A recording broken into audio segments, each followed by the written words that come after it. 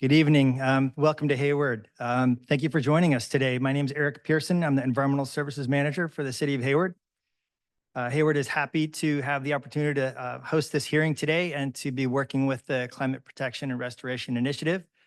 For today's hearing, we're going to be starting with invited speakers, and we expect that to take about 1 hour. Then we'll take a short intermission, and then we'll have our public testimony.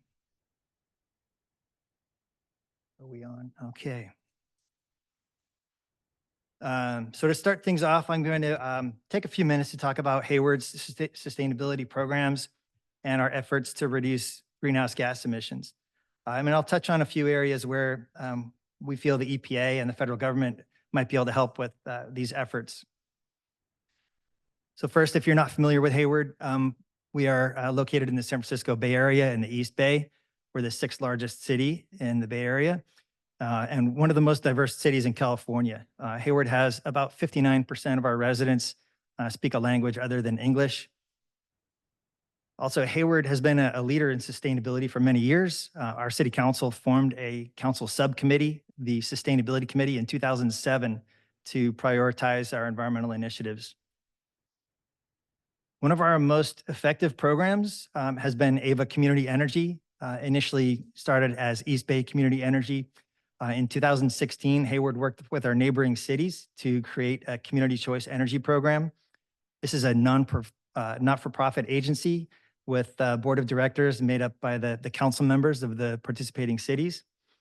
And the agency's mission is to provide cleaner, greener energy compared to what is available through Pacific Gas and Electric. AVA Community Energy began serving customers in 2018. And with AVA, we have most of our Hayward customers are receiving 100% renewable energy. And this has enabled us to meet our 2020 greenhouse gas reduction target 2 years early in 2018. The CDP, the Carbon Disclosure Project, has recognized Hayward for its leadership in environmental action. In 2022, we were one of 122 local governments around the world. And among 5 in the Bay Area that earned a spot on the CDP Cities A list, and that was our 3rd year in a row. In 2016, our council adopted a policy that all new municipal buildings must be zero net energy. And in 2019, we completed our new library in our downtown just across the street from here. It is an all-electric, zero net energy building. It has solar on the roof and also on the adjacent parking structure to provide all the electricity that's needed to operate the building. And one of the coolest features is that the old library was across the street, and that land is now a park. And so the space that used to be the basement of the old library is now used to collect stormwater, and that water is used for flushing toilets in the new library. Another zero net energy facility we have is our new fire station and training center that was completed just last year in 2023. The training center is located right next to the Hayward Airport, and it's used, it's a regional facility used by other cities and also by our local Chabot College. In 2009, Hayward was one of the first cities in California to adopt a climate action plan. We adopted it in 2014 to include it in the general plan. And then we spent the last 2 years updating the plan again to address our 2030 greenhouse gas reduction target, which is to reduce emissions by 55% by 2030. It's a very ambitious goal, and it's also consistent with the state of California's goals. To achieve this 2030 goal, we identified more than 180 actions that need to be implemented over the next now 5.5 years. And so it's going to take a lot of resources to implement this plan. To help meet our greenhouse gas reduction goals, we've installed solar at many city facilities. This picture shows our largest array, which is located at our water resources recovery facility.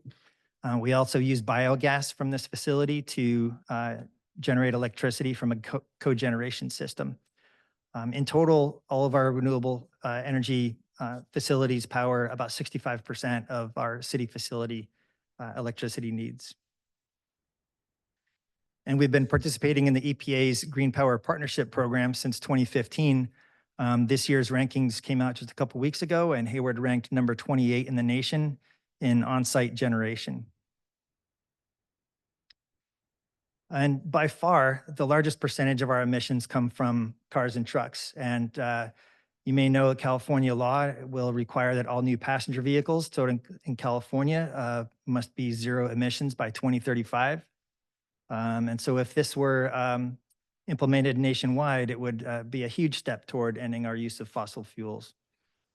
So we're working with Ava Community Energy to provide fast charging hubs that will be publicly available. And we have one in development in our downtown right now. The city also prepared a fleet electrification plan. And we found that transitioning the city's fleet to electric vehicles is going to require about $2.5 million per year above and beyond our current vehicle replacement budget. And EVs are getting more difficult to acquire. We're facing long lead times, sometimes more than a year, to receive new trucks that are ordered. And just recently, GM and Ford recently announced that they're slowing production and investment in EVs. So we're looking for some help in that area too. And we found that to install all the fleet chargers that we need, about 300 charging spaces for fleet vehicles, that's going to cost about $4.8 million. And chargers for employee vehicles, about $3.5 million. So a big challenge for this is that a lot of the grants that we see available are only grants for publicly available charging. And then my last area here is planning for sea level rise. This is something where a lot of cities are in need of assistance. In 1970, we formed the HASPA, the Hayward Area Shoreline Planning Agency. It was established to limit development on the shoreline. But in 2008, we started focusing on planning for sea level rise. And in 2010, we completed our first study. And then in 2021, we completed our shoreline adaptation master plan. The plan analyzed 3 different scenarios of sea level rise, and we found that with 4 feet of sea level rise, we would have daily inundation of our marshes and our critical infrastructure. And our salt and brackish marshes are critical to protecting our developed areas in Hayward. The adaptation plan identifies 26 projects to be implemented over the next 30 years, and several are already underway. But the total budget for these 26 projects is about $1 billion. And we know that the assets that we're trying to protect are worth much more than that. Throughout the Bay Area, the Bay Conservation and Development Commission found that the total need for adaptation projects through 2050 is about $110 billion. But the cost of inaction is even more, given that the value of the assets that are at risk is about $230 billion. So there's a huge need here. So that concludes my remarks. I'm looking forward to hearing from my colleagues tonight and community partners and guests. And now I have the pleasure of introducing Dan Galpern. Dan is the founder and general counsel and executive director of the Climate Protection and Restoration Initiative. Thank you, Erik. Very impressive what you are doing here at Hayward. Inspirational, really. On behalf of the Climate Protection and Restoration Initiative, thank you for welcoming us here. This is actually our 4th in a series of public hearings on the specific question, what more should the United States be doing on climate? And I want to explain why it is that we are doing this. And so just a little history. CPR Initiative is a small public interest nonprofit organization batting high. And we've been in existence for only 3 years. In mid-2022, we filed a petition under Section 21 of the Toxic Substances Control Act to the United States Environmental Protection Agency, urging, as was clearly called for in the relevant science, a phase out of oil, gas, and coal within reach of United States law and associated greenhouse gas emissions, and also to compel the so-called carbon majors, the major oil, gas, and coal companies, to be required to either remove or pay to remove their fair share of legacy greenhouse gas emissions. This is critically important because of the long-lived nature in the atmosphere of CO2 once emitted into the environment. The agency actually rejected the petition, principally on the ground that it was doing enough already under its implementation of the Inflation Reduction Act, and also prospectively under rules that it intended to promulgate to control emissions from cars and light-duty trucks and emissions from the power plant sector.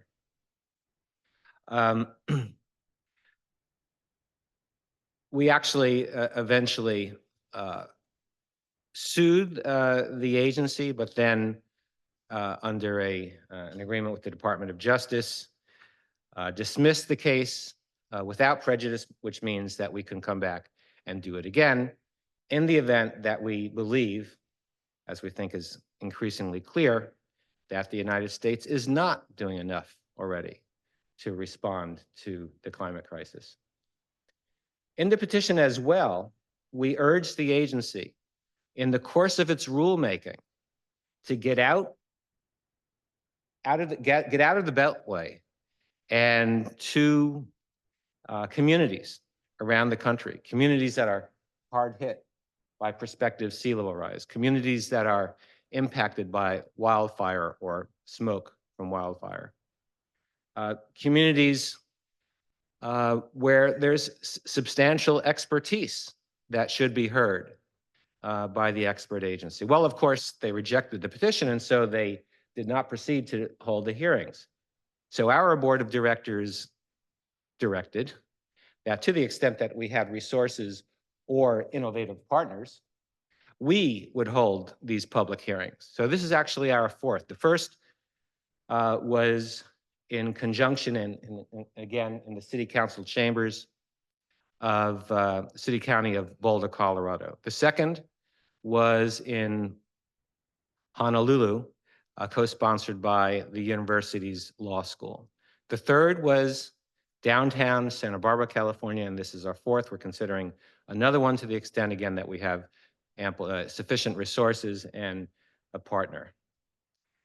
And so that's why we're here, to hear from you, from experts, from the community, on the central question at issue: what more should the United States be doing to arrest climate change?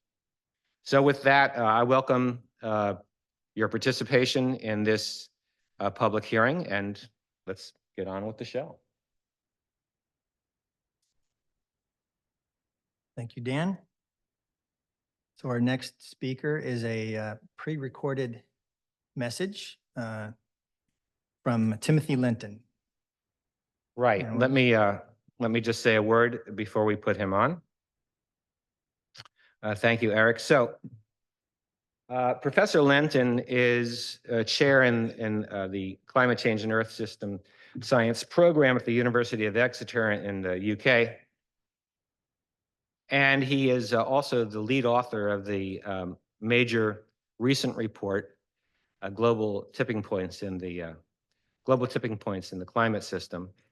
That was launched in the middle of COP28 in Dubai. I was there. It caused quite a stir. Very important study.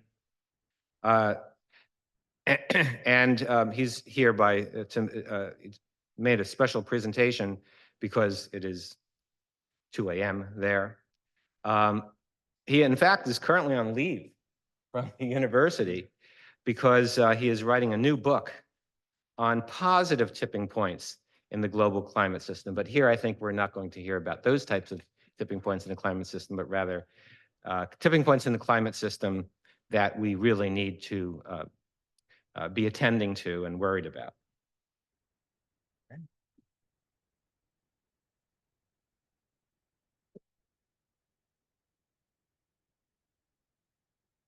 Hello, my name is Tim Lenton. I'm a professor of climate change at the University of Exeter in the UK.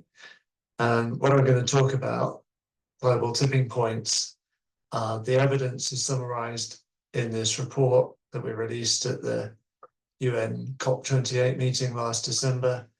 And you can see the web source there.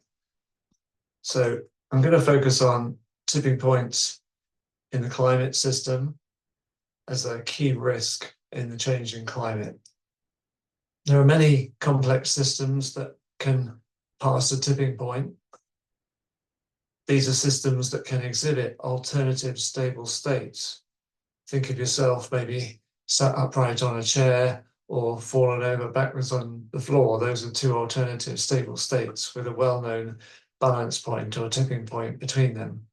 What I'm showing in this movie is a more subtle situation where we force a tipping point to force a system towards a tipping point where the state it started in lost stability and it tipped abruptly and pretty irreversibly to the alternative state from the valley that disappeared on the left into the other state on the right.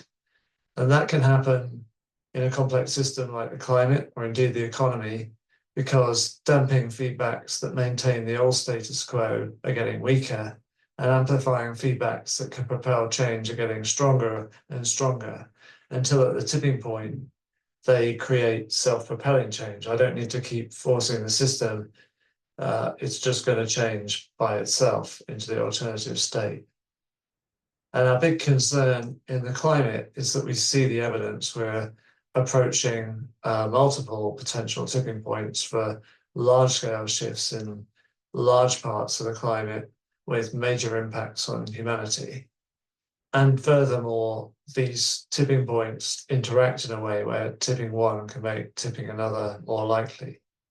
This chart, graph, map simply summarizes some of the evidence that we already see for systems being at risk of tipping, including ice loss accelerating on the Greenland ice sheet and also in West Antarctica, extraordinary droughts afflicting the Amazon rainforest, which could potentially be tipped into a widespread dieback, and the Atlantic overturning circulation that connects up the whole climate, weakening considerably, with Earth's recent history telling us that it can tip off, and that has major implications for connecting up large parts of the climate system. We also have the abrupt thaw of the permafrost, the frozen soils of the Arctic already underway, and many more tipping points besides, like the large-scale die-off of coral reefs that 500 million people depend on for their livelihoods. Now, my colleagues, we have been assessing the likelihood as well as the impacts of these tipping points for around 20 years now. And in the first assessments we made as part of the Intergovernmental Panel on Climate Change back at the beginning of the millennium, we thought it would take 4 or 5 degrees centigrade of global warming to be at significant risk of major climate tipping points. Each time we've reassessed the risk, though, we've essentially seen it's a much greater risk, whilst we've in the meantime been warming the climate so that we're now at around 1.2 or 1.3 degrees centigrade of warming. And we now think at that level of warming globally, we're already in the danger zone with a significant risk of triggering multiple climate tipping points. I've touched on what some of those are. These ones on the map here are the ones where if you tip them, it has global implications. It changes the whole pattern of the world. For example, losing the Greenland ice sheet irreversibly will ultimately raise the sea levels by 7 meters worldwide and redraw the coastlines of the world. Losing the West Antarctic ice sheet will add another 3.5 meters to long-term sea level rise. Tipping that Atlantic meridional overturning circulation, or even partially tipping it by losing a process we call deep convection, forming of deep waters just in the Labrador Sea region. Both of those things would have global repercussions, changing weather patterns particularly in the North Atlantic region, but monsoons all the way around the tropics. And I already touched on the loss of the Amazon rainforest. That would be a catastrophe for biodiversity, but also add significant amount of carbon to the atmosphere and remove a considerable cooling effect on the regional climate as well as the global climate. Then there are a bunch of other systems on this map, which if we tip them, it might not change the whole kind of climate configuration, but many hundreds of millions of people would care about it. That includes tipping a collapse of the West African monsoon, which would be a humanitarian disaster, or tipping the loss of those coral reefs that I mentioned previously, or thawing the permafrost that releases significant amounts of greenhouse gas to the atmosphere, adding to global warming. So recently we assessed not only what were those tipping points that we could cross, but how close are they and what's our uncertainty around that, expressed in the yellow to red burning ember scale here, where the y-axis is the global warming in centigrade, and the grey line here is the current level of warming. The dotted lines are our best estimates based on reviewing over 200 studies in the published literature over the last 15 years. Our best estimates of where the tipping points lie. And you see the closest ones are for those big ice sheets on Greenland and West Antarctica, the coral reefs and the permafrost. But there's other systems like deep convection I mentioned in the Labrador Sea that could be tipped at low levels of warming below 2 degrees centigrade. The dark grey line here with the shaded area around it is the 2.7 degrees centigrade of global warming that current policy commitments worldwide, such as they are, will be taking us to later this century. And you can see and count it up for yourselves that if we continue to that level of warming, I think at least 13 systems are at risk of tipping.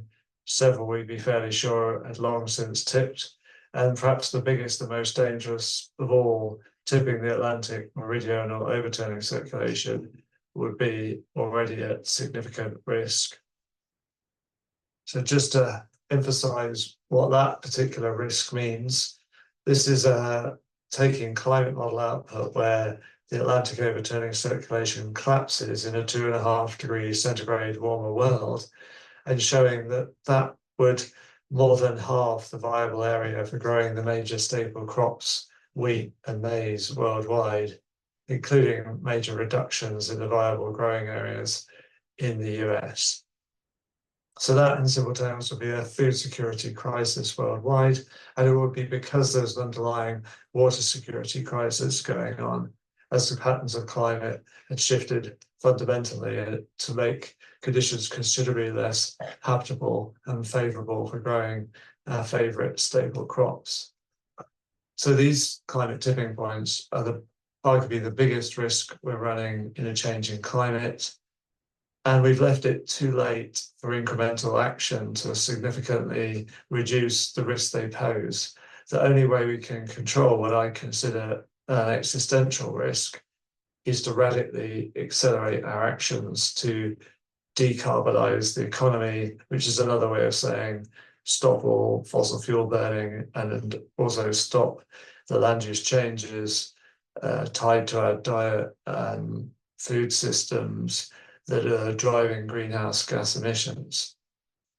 And we can happily, as a note of hope, we can see that to go from the current state of the economy, the business as usual state, to a zero emissions economy is possible, and that we also see the evidence that the social behaviors and technologies that are needed to go from one state to the other, they can have an accelerating uptake because there are what I call positive tipping points that can create a self-propelling change towards uptake of solar panels, wind turbines, electric vehicles, and all the rest of it.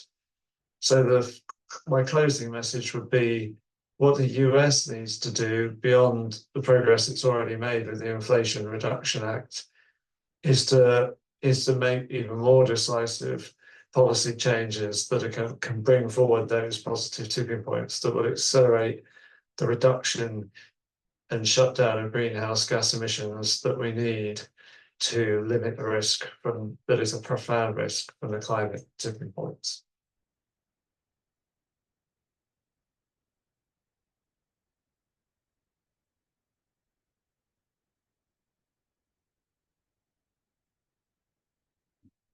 Excellent, Professor Lenton. Thank you for your contribution. I know you're not with us now, but perhaps you will listen to the archive. We really appreciate that, and what a surprising graph that was, showing the movement over just 12 years from the belief that tipping points may be breached at 3 to 4 degrees warming to now just thinking that they are commencing to be breached at just a little over 1.4. All right, now our next speaker is Rob Jackson. Welcome, Rob. Rob is a Stanford professor. He's a climate scientist, and he is chair of the Global Carbon Project, actually a very important international group which tracks emissions of greenhouse gases worldwide. And Rob, you have 6 minutes for your presentation, if you would. Thank you very much for coming. All right. That's red now. Is it on? Okay. Well, first of all, thank you, Dan, and thank you, Eric. I knew some of what Hayward had done, but not all of it. So thank you and the city for all your work. Thanks for the chance to speak today. I'm Rob Jackson, a Stanford professor, climate scientist, and chair of the Global Carbon Project, an international group that tracks emissions of greenhouse gases worldwide. The views expressed today are my own. I'm speaking in support of the CPR Initiative's position that the EPA and the US government broadly should use every responsible and reasonable authority to phase out the production, distribution, and use of fossil fuels and their associated greenhouse gas emissions. The stated mission of the EPA is to protect human health and the environment. Their mission statement also requires them to ensure that Americans have clean air, land, and water, and that national efforts to reduce environmental risks are based on the best available scientific information. Decades, really centuries of the best available scientific information show that climate change is real and that burning fossil fuels is causing it. Before we explore trends in greenhouse gas levels, though, let's touch briefly on climate change itself. The world's 2 warmest days on record just occurred a few weeks ago on July 21st and 22nd. 2023 was the warmest year on record. The warmest decade on record was also the most recent decade. Climate change is here. And we're already paying for it. Right, the federal agency NOAA has been tracking billion-dollar weather disasters in the US since the early 1980s. Adjusted for inflation, billion-dollar disasters happen 7 times more often today than they did in the 80s, and they cost us 7 times more, now $150 billion a year. Last year, 2023, shattered the previous US record for most disasters. We were relatively lucky in California, as you can see from the figure, but our reprieve won't last. Greenhouse gas levels are driving these increases in extreme weather and disasters. Concentrations of every major greenhouse gas are still rising. Methane concentrations in our air have more than doubled since the start of the Industrial Revolution and rose faster in the last 5 years than ever before. Nitrous oxide concentrations keep rising, and emissions increased an additional 40% since 1980. Carbon dioxide concentrations in our air are 1/5 higher today than they were in 1990, but CO2 emissions are 60% higher over the same period. No major greenhouse gas has even stabilized in the Earth's atmosphere, let alone started falling. And the same is true for emissions. Emissions of every greenhouse gas are still rising today. This can't continue. Right, cumulative emissions have taken us to the brink of a 1.5 C global temperature increase, and we're hurtling towards 2 and 3 degrees C. Heaven help us. The EPA must use every reasonable authority to phase out the production and use of fossil fuels and their emissions. And fossil fuel pollution isn't just warming the Earth, it's literally killing us. Particulate pollution from coal and cars in the US still kills more than 100,000 Americans a year, mostly through heart and lung diseases. Globally, 1 in 5 deaths is caused by burning fossil fuels, 10 million senseless deaths a year when cleaner, safer fuels are available. The EPA's job is to protect us. Their failure is discouraging because of a history of environmental success stories. Since EPA banned sales of leaded gasoline, lead levels in the blood of our children dropped 96%. The global ban on leaded gasoline saves us $2.5 trillion a year and has literally made us smarter. Lead pollution from burning gasoline lowered the IQ of hundreds of millions of people born in the last century. The Montreal Protocol to protect the ozone shield is the world's greatest success. Phasing out ozone-destroying CFC gases saved billions of skin cancers and cataracts worldwide, along with the many degrees of warming that would have come from these superpowered greenhouse gases.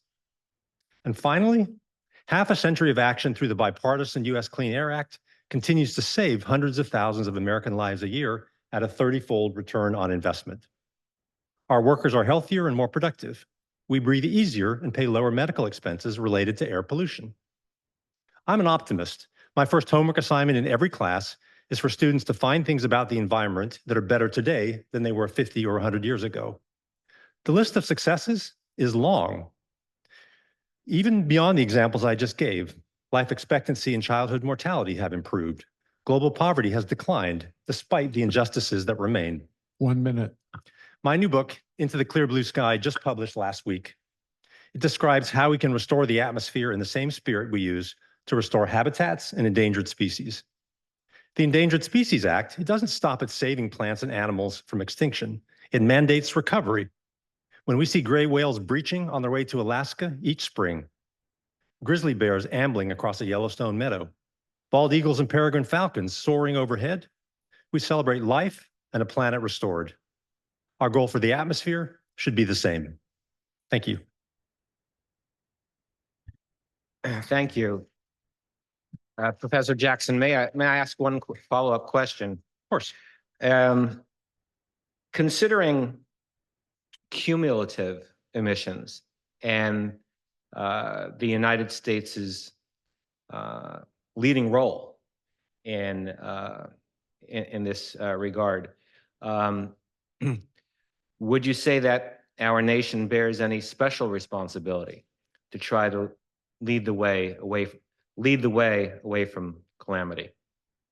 Unfortunately, I would, and I say that based on the historical numbers of emissions. If you looked at the atmosphere as a whole, 1/4 of the carbon dioxide pollution floating around up there is attributable to burning fossil fuels in our country. So, and we are the world leader in that respect.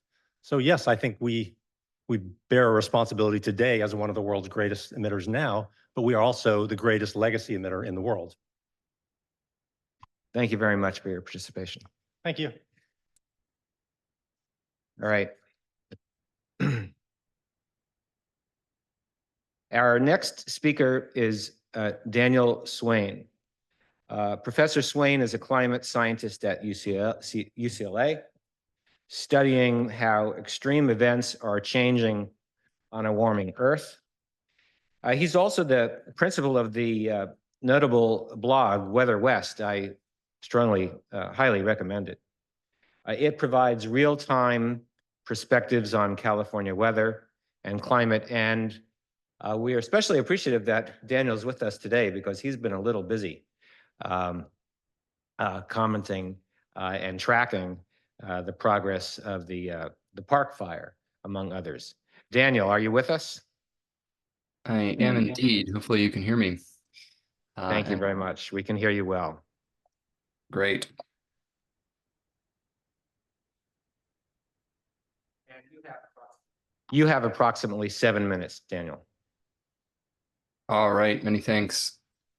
I think the lead into this, from what we've just heard from the other presenters so far tonight, I think provides some good background for the big picture and the global view on what's going on. So what I wanted to do was offer a more California-centric perspective on things. I too am a climate scientist, but my focus is more on the actual atmospheric extremes that can occur in a warming planet, and specifically what that looks like in this part of the world.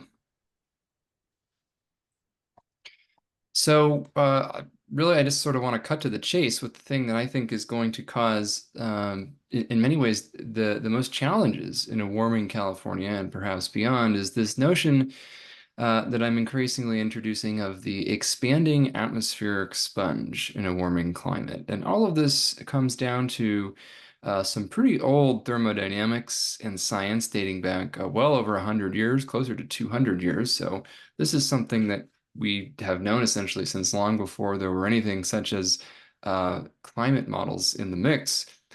But a warmer air has the capacity to hold more water vapor at saturation. And if that sounds technical, I really think this analogy is helpful in thinking about this, because what happens in effect is that the atmosphere, as it warms, acts like a progressively larger sponge. You may have heard about the Clausius-Clapeyron relation, which tells us that this effect is exponential and that the size of the effective sponge increases by about 7% per degree centigrade, or 3 to 4% per degree Fahrenheit of warming. If you recall, that's equivalent to compound interest, and we'd all be pretty happy to have 7% compound interest in a savings account. But of course, in this case, the consequences are quite different. Many folks are familiar with this idea in the sense that in a warming climate, a warmer atmosphere can produce more extreme precipitation events, so heavier downpours and increased risk of flooding. But it also works like a sponge the other way around, where a progressively larger sponge can also evaporate or soak up more water from a wet countertop in the literal example, or really the entire landscape, the soil, the vegetation, bodies of water in a warming climate in this analogy. And the challenge here is that this gives us both a higher ceiling on how much water can fall out of the atmosphere as rain, but also a higher ceiling on how rapidly that water can go back into the atmosphere forced by evaporation. So this is a process that I and my colleagues have started to call hydroclimate whiplash, and there's lots of evidence that this is increasing in a warming climate, California and beyond. And in California, you may have heard conversations about how average precipitation is going to change, and the uncertainty surrounding exactly what the average precipitation may look like in a warmer climate. And what is remarkable, and this has held true now for the better part of a decade or more, is that even though we don't have a great sense of how California's overall annual average precipitation may change, and by the way, it has not decreased or increased over the past century in a meaningful way, we actually do have a pretty strong sense of how the most extreme years will look in the future. And despite that uncertainty or that little mean change in average precipitation, there's now quite a lot of evidence that that precipitation whiplash, those swings between extremely wet conditions on the one hand and extremely dry conditions on the other, is already beginning to increase. And this is starting to become an observational reality, but has for some time now been a projection that we can glean both from theory and from climate models. What does that mean in practice? Well, in California, many of you are familiar with the notion of atmospheric river storms, which deliver, on the plus side, on the beneficial side, most of California's water supply in terms of our big winter storms that drop a lot of rain and snow in the Sierra. But also, these are responsible for our most extreme precipitation events and nearly all of our destructive flood events in this part of the world. So the balance of benefits versus harm from these atmospheric rivers is very much dictated by how intense they are. And in a warming climate, because of that expanding atmospheric sponge, we are going to be seeing significantly more intense atmospheric rivers. In fact, there's some research suggesting that once we get up toward about 2 degrees centigrade of global mean warming, which, as the previous presenters have emphasized, we are still on a track to substantially surpass, we will start to see atmospheric rivers that drop unprecedented amounts of rainfall, with all the consequences that come from that. But we've also been seeing, of course, more intense heat waves. In fact, the heat wave this July, literally the month previous to me creating these slides, it doesn't even show up yet on this chart, was the singularly hottest month on record in California. That multi-week heat wave that affected interior parts of the Bay Area to some extent, but really the most inland and higher elevation parts of California with their hottest month in well over a century, and quite frankly, most likely in a much longer period of time than that. Summers are already considerably hotter than they used to be. That was true even before this summer happened, and we're seeing faster warming away from the coast and at higher elevations. This year was okay. We're also seeing these worsening droughts driven by, again, this expanding atmospheric sponge, as I mentioned.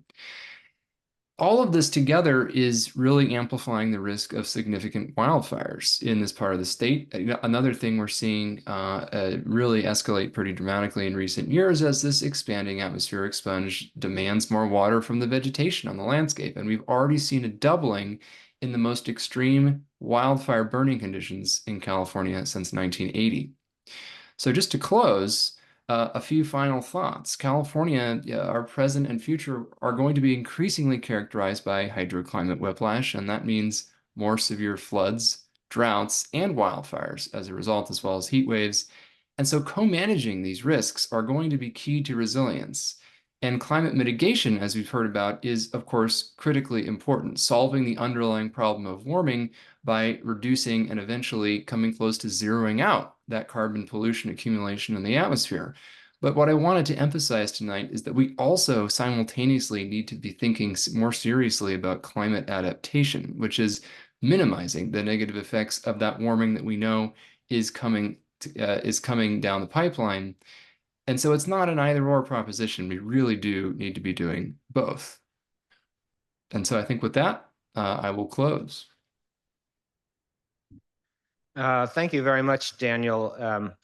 First of all, I want to say to you and to everyone participating that we will keep our record open of this hearing.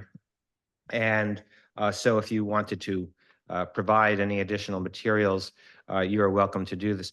Daniel, is there any hope in sight to arrest and perhaps close down some of the enormous fires that are now afflicting many parts of the West, including Northern California, as the global system moves from out of the present El Nino period? Well, in the short term, I mean, I think the challenge is there are good years and bad years regionally, and there's sort of switch off from year to year. Some regions on Earth see big wildfire seasons and years that other places see quite mild seasons. So there's often sort of these dipoles that exist of locations with very active or not so active fire activity, depending on the long-term climate conditions. And it's also important to remember that, wildfire in many of the places where they are common is an important part of the natural environment. Wildfires are an inherently natural process. The problem is we've really cranked up the temperature at the same time that we've modified other aspects of these potentially flammable environments, all while we have more people than ever potentially in harm's way. So I think the challenge is going to be there will be good years and bad years, as I mentioned, in terms of fire in the North American West and elsewhere. But I think learning to manage this at scale is going to involve learning to embrace, to a certain extent, more fire in a warming world. We know that that's going to happen. The question is, how can we decouple some of these wildfires from the catastrophes that they've been associated with recently by engaging in things like larger scale prescribed burning and thinking more in a more circumspect way about how we design our communities or sort of retrofit everything from individual structures up to community scales to make them so that the consequences of these sorts of events aren't as severe as they sometimes are today. Thank you, Daniel. Really appreciate your presentation today. Thank you again for having me. Absolutely. All right, I'd like to introduce our next speaker. We have Weston, Executive Director of Acterra. Acterra is an environmental nonprofit and a partner of the City of Hayward. Welcome, Lauren. Hi, everybody. Good to be in person. I don't know if this is actually going to work. Maybe I need to double this up. You can see I've done this a lot recently. I am Weston, Executive Director of Acterra, Action for a Healthy Planet. And our mission is to bring people together to create local solutions for a healthy planet.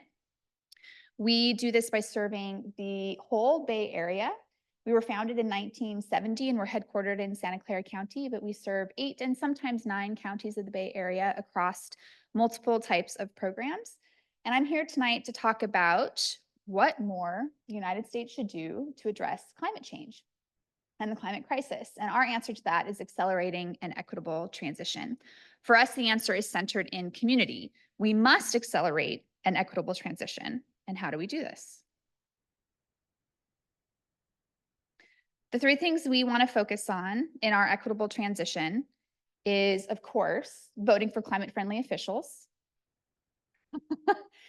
supporting and endorsing climate-friendly initiatives, which happen locally and globally, and getting involved in local programming. And of course, I'm biased on the last one because I run a nonprofit that does local programming.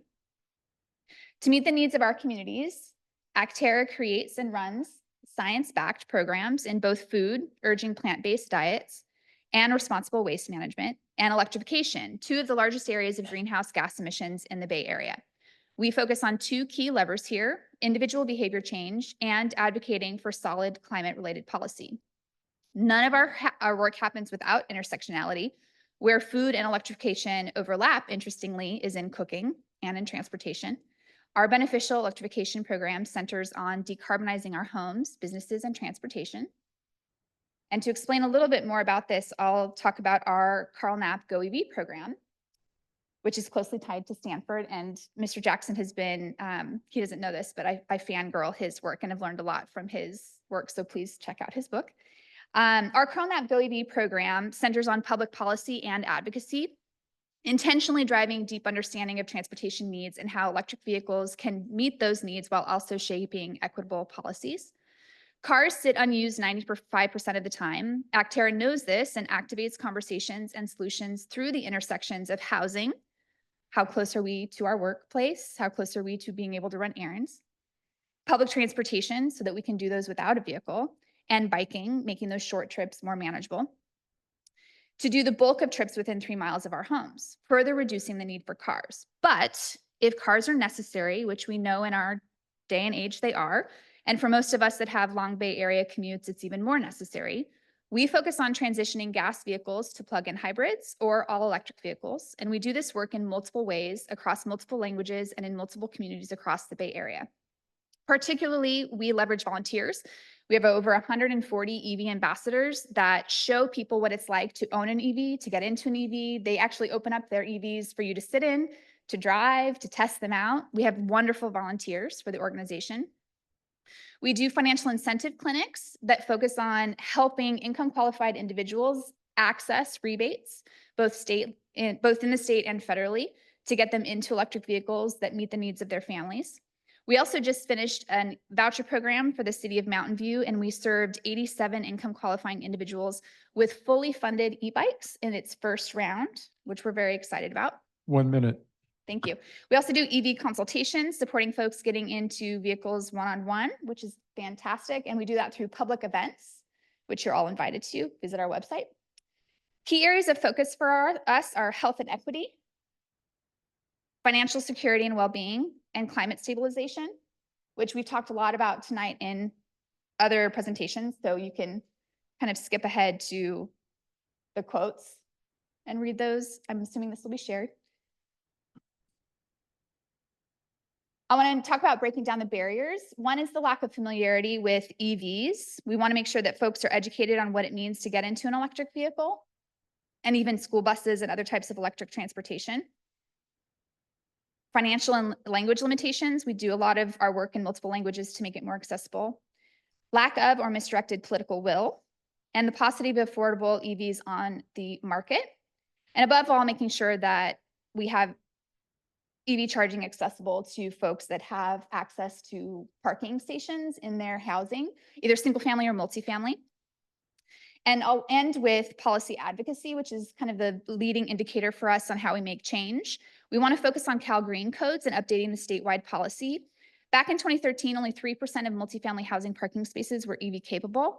What we're proposing in the triennial cycle for 2025 is 100% of new apartment and condo units having access to an EV-ready parking space, but more progress is needed to tackle existing buildings and workplace charging. And we're hoping to encourage that states continue to adopt that across the United States, not just California. And I will end with that. Thank you so much.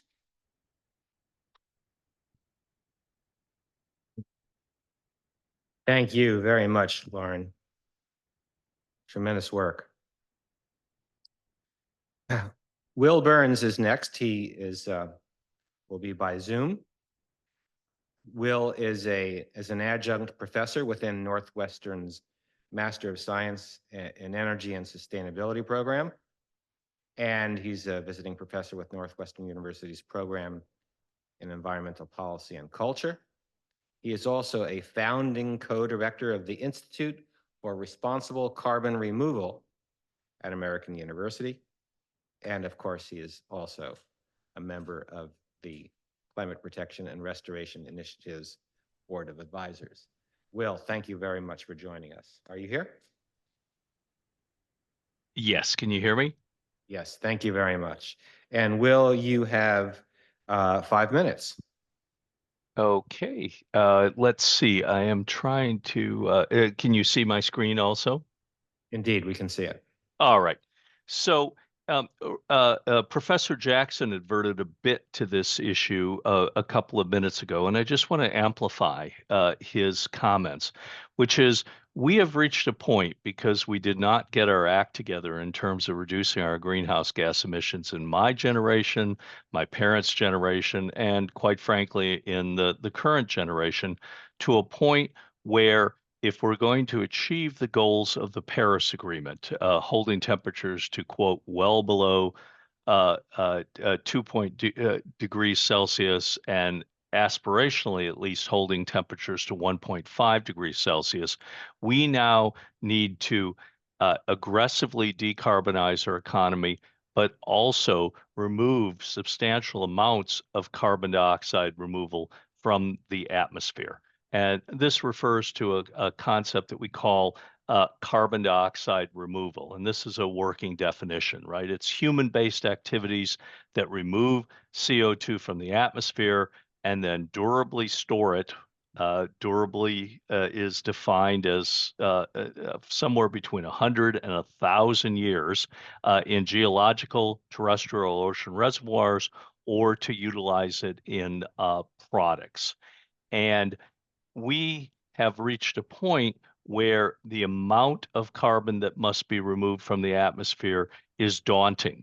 The Intergovernmental Panel on Climate Change has estimated that if we're to achieve the goals of the Paris Agreement, we're probably going to have to remove around 10 billion tons of CO2 from the atmosphere annually by the time we reach 2050, and perhaps as much as 20 billion tons by the year 2100, in addition to rapidly decarbonizing the world's economy.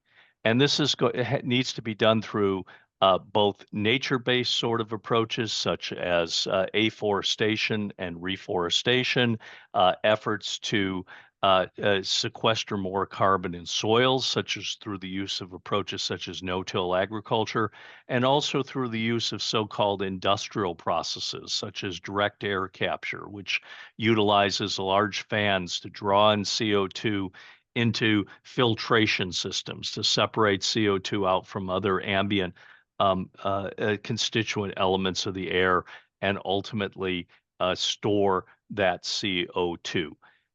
And as I indicated, we need to do this at a very large scale, and we need to be doing this in the near term, the midterm, and the long term. In the near term, efforts to remove CO2 from the atmosphere can help us buy time as we seek to decarbonize the world's economy and not pass critical thresholds. And the more CO2 that we can draw from the atmosphere, the longer we have to be able to decarbonize the world's economy, which is an extremely daunting task in itself, especially in certain sectors.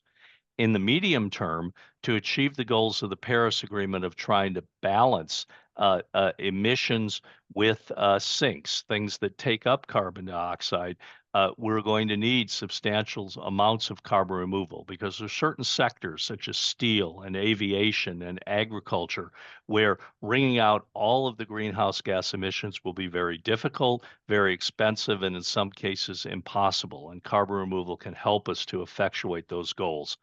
And then in the long term, we ultimately want to reduce our atmospheric concentrations of greenhouse gases below where they are now. At 425, 427 parts per million, we're already seeing serious negative manifestations of climate change. And carbon removal in the longer term, once we have decarbonized most of the world's economy, can help us to start to reduce atmospheric concentrations of CO2 back to safer historical levels, such as 350 parts per million, maybe 300 parts per million. 1 minute. At the same time, we need to ensure that carbon removal does not get in the way of decarbonizing the world's economy. We call this a so-called moral hazard. And there's ways that we can do that. California, for example, has a piece of legislation that's currently pending called SB 308, which would establish separate targets for reducing our emissions of greenhouse gases and also provide a mandate to pay for reductions of concentrations of CO2 in the atmosphere to ensure that we meet both of those targets. And it would ensure that the polluters that have produced these greenhouse gas emissions would ultimately pay, and that we would start this program almost immediately so that we can start availing ourselves of economies of scale and learning by doing so that we can bring costs down for these approaches, many of which are ultimately very costly, to a point where we can achieve these goals by the year 2100. And California, because it is advancing this legislation, as it has many times in the past in terms of environmental policy, can serve as a laboratory and a model for doing so. And so it's my hope that Californians will embrace this approach and help to lead the world in terms of addressing climate change, both through carbon mitigation as well as carbon removal. Thank you very much. Thank you, Wil, very much. One short question, if I could. Exciting about the California proposal. Is there anywhere in federal law or in any other state where there is any requirement that the major polluters such as Exxon and ConocoPhillips and Chevron, for instance, either remove or pay to remove any substantial share of the so-called legacy greenhouse gas emissions that they've injected into the atmosphere? There is not, and that's a major problem. Right now, when we look at carbon removal, we're relying on the kindness of strangers. We have a couple of corporations, including Microsoft and JP Morgan, that are buying carbon removal, but that's on a voluntary basis, and it's extremely modest. Right now, we're effectuating about 0.001% of all of the long-term carbon removal that's necessary, and we're not seeing the number of companies that are trying to do this growing. And so as a consequence, there's a clear need for federal mandates, and I think from a moral standpoint, a clear, compelling rationale to require companies that are creating the impacts associated with climate change to clean up the atmosphere. Wil, thank you very much. Really appreciate it. Right. Next on our list, we have Sean McFarland, but I do not see Sean here. So I would like to introduce my friend, Professor Karina Garbesi. Professor Garbesi is a professor emerita and former chair of the Environmental Studies Department at CSU East Bay. All right. Thank you very much. I'm really honored to be here. I'm very proud of what you all have done in Hayward and really appreciated the partnership we've had in working towards climate solutions. I'm not going to use any slides today. I want to share a more human story because in 1986, I entered the Energy and Resources Group, which was run by a man named John Holdren, who later became President Obama's science advisor, and he was the architect of Obama's climate plan, which was, of course, completely gutted by the Trump administration shortly thereafter. And so some of those dynamics are coming in here. I don't have to convince anyone in this room, I hope at this point in time, that we're facing a fossil fuel sourced crisis that's going to mean horrendous human suffering. And that this is our last opportunity to, shield our children from that, right? But I want, and of course, I join everybody in begging the EPA to do everything they can do to phase out fossil fuels. But I want to ask ourselves why that hasn't been done yet. And ask ourselves why it is such a big ask of EPA decision makers to do that, and then what we need to do to get beyond that. Professor Jackson raised the issue of ozone depletion, rightly, as being something that we successfully kind of turned around actually in less than 10 years after the international community originally got together and said, we're facing a situation that could end life on Earth as we know it. Admittedly, the climate problem has been a little slower, but that is not the essential reason. Within a couple years of the international community coming together and then the ozone protocol being signed, the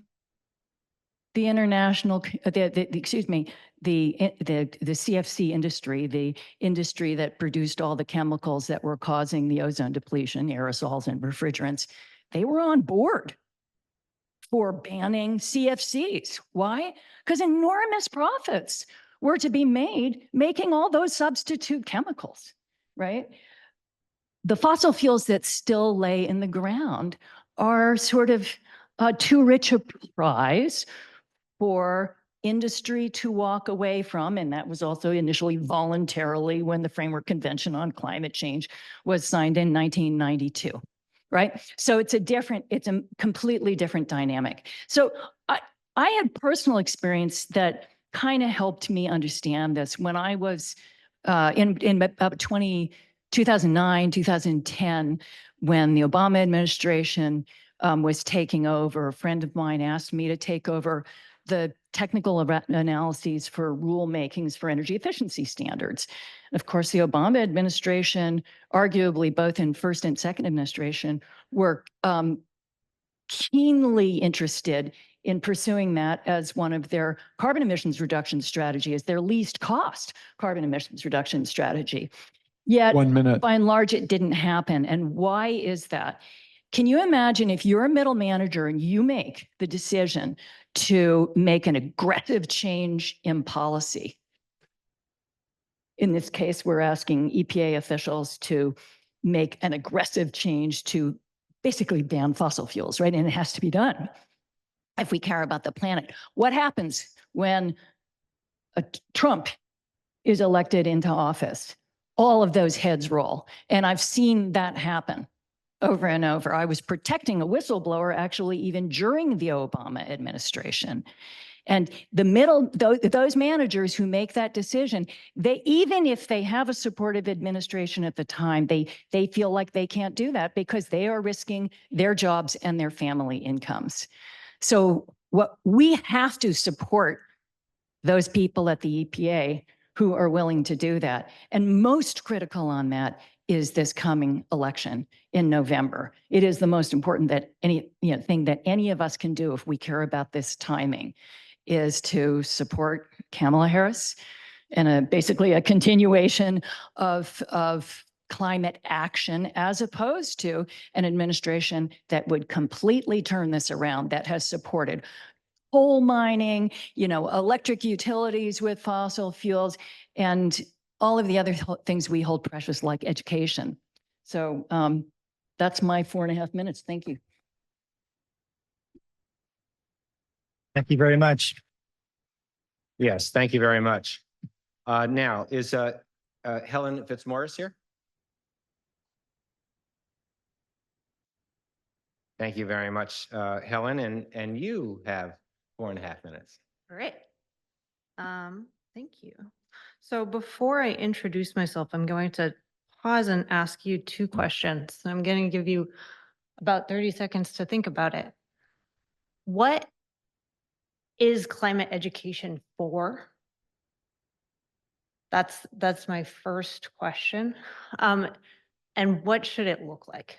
That's my second question. I already wasted 20 seconds, so you have 10 more seconds to figure that out.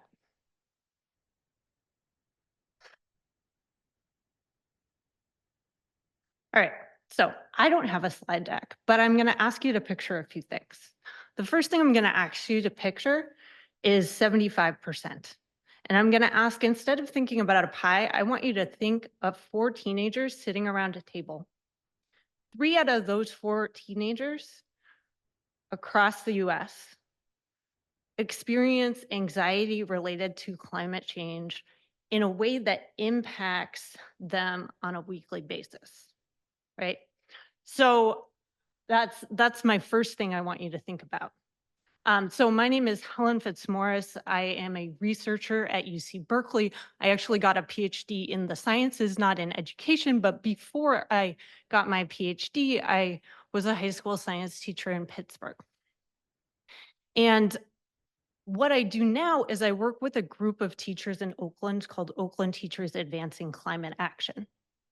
The second thing that I want you to picture is 3 smokestacks.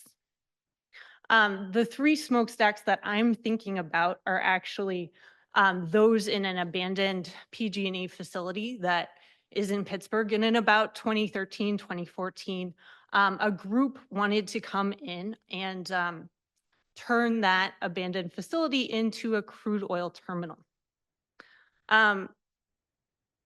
There was community organizing to stop that project. And myself and my students got involved in that. Part of the thing we had to do was actually get air quality data because the closest Bay Area Air Quality Management District sensor was in Concord. And so the people filing an environmental impact report saying, we're going to bring these fossil fuels into a neighborhood where your students live. Like literally next to the fence is like a church, an elementary school, people's houses, right? You're bringing in crude by rail and by boat. We're going to use an air sensor from miles and miles away. So my students took air quality data and they brought that data to the city council. They made fact sheets to educate people in their city. They went door-to-door canvassing. And that's going to be my answer to you about what can climate education look like. It looks like students taking action at the local level, saying, how does this global phenomenon impact me and my community? And in Pittsburgh, like most of the rest of the US, the kids that are most impacted are not affluent white kids, right? They are Black and brown kids, mostly. They are low-income kids. And there are historical structural reasons why that happens. So the education that we need is helping those kids feel like they can make a difference, and also helping the kids whose parents work at Apple in Fremont understand what's going on, and that the difference they need to make is not buying an electric car, but changing our systems in a rapid way, like our last speaker talked about. 1 minute. All right. I want you to picture a mountain and like one teacher trying to do this. And that's not me. That is every teacher trying to do this. What we need, this is climate adaptation. regardless of what happens, my son, my 1-year-old, is going to be dealing with the consequences of climate change. And we need to educate kids in a supportive way that helps them work towards that future. We need to support teachers. We need to support local community groups that work with teachers and students, and we need to support students directly. So thanks for listening. Have a great day.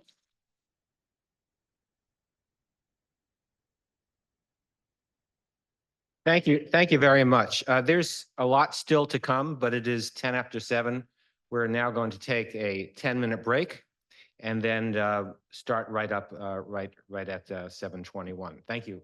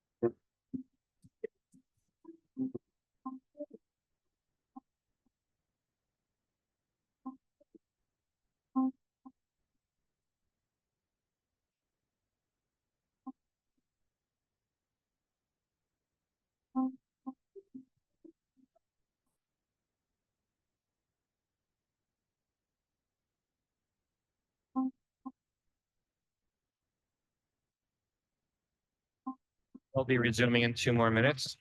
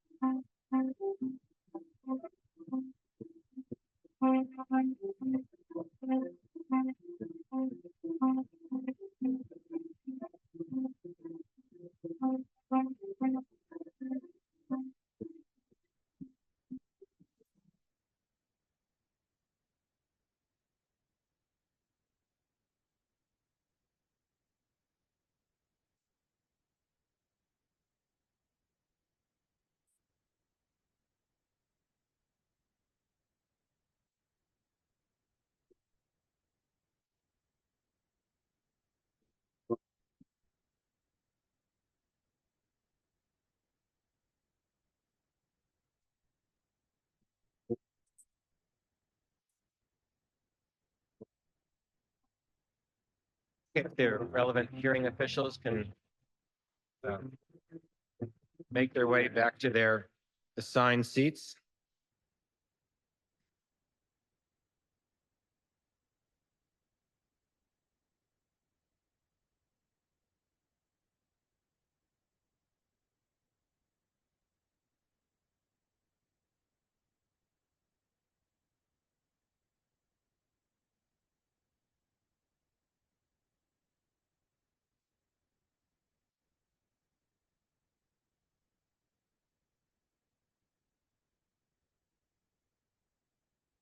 Okay, very good.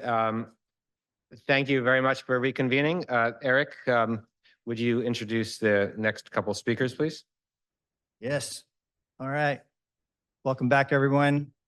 So tonight we've heard from a lot of excellent experts in the room. We are also honored to have a couple people from our youth community here today. And we have 2 members of our Hayward Youth Commission. These are people who are appointed by the City Council to participate in one of Hayward's most important commissions. So first we have Temi Ogunkanmi, and we have some slides that we probably just need to, and the clicker is right there on the dais. Press it, okay. Welcome. And just give it 1 minute here.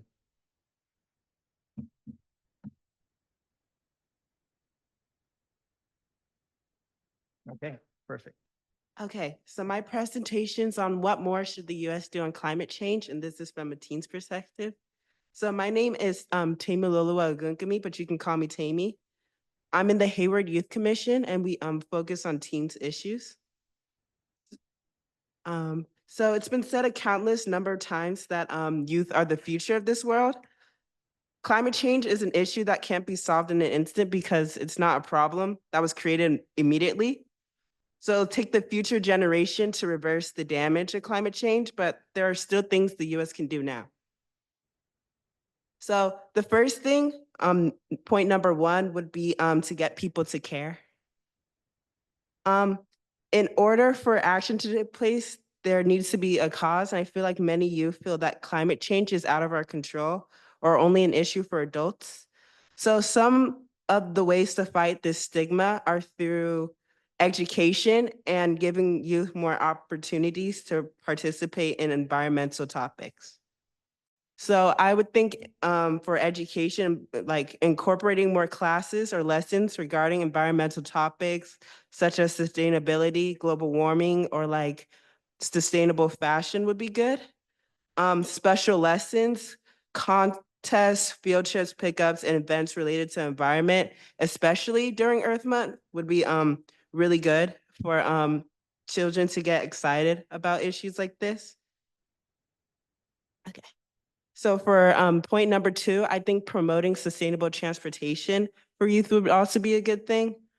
So as we know, walking and biking are probably the most effective ways to reduce emissions. But also e-bikes and e-scooters, also a great way of transportation. They're really like trending right now. So that would be also a good way. And also promoting public transport, such as like buses or trains, and maybe like the BART 2 in Bay Area would also be helpful. And then also promoting, let's say if you can't take that carpooling with people, and hybrid and electric cars are also a great way to reduce emissions. So the city of Hayward right now is already working on getting bikes for students, and Hard has a bike trail. So we hope to see the effects of this in the future years. And the third and last final point would probably be to support youth-led initiatives. So I feel like support goes a long way for people. So supporting projects, clubs, committees, and spaces for youth to just talk about environment and all topics related to that would help, I guess, get it out more and help people to participate and help with the environmental crisis. And then these are some quotes that I liked about the environment. And then these are my resources, and then that's it.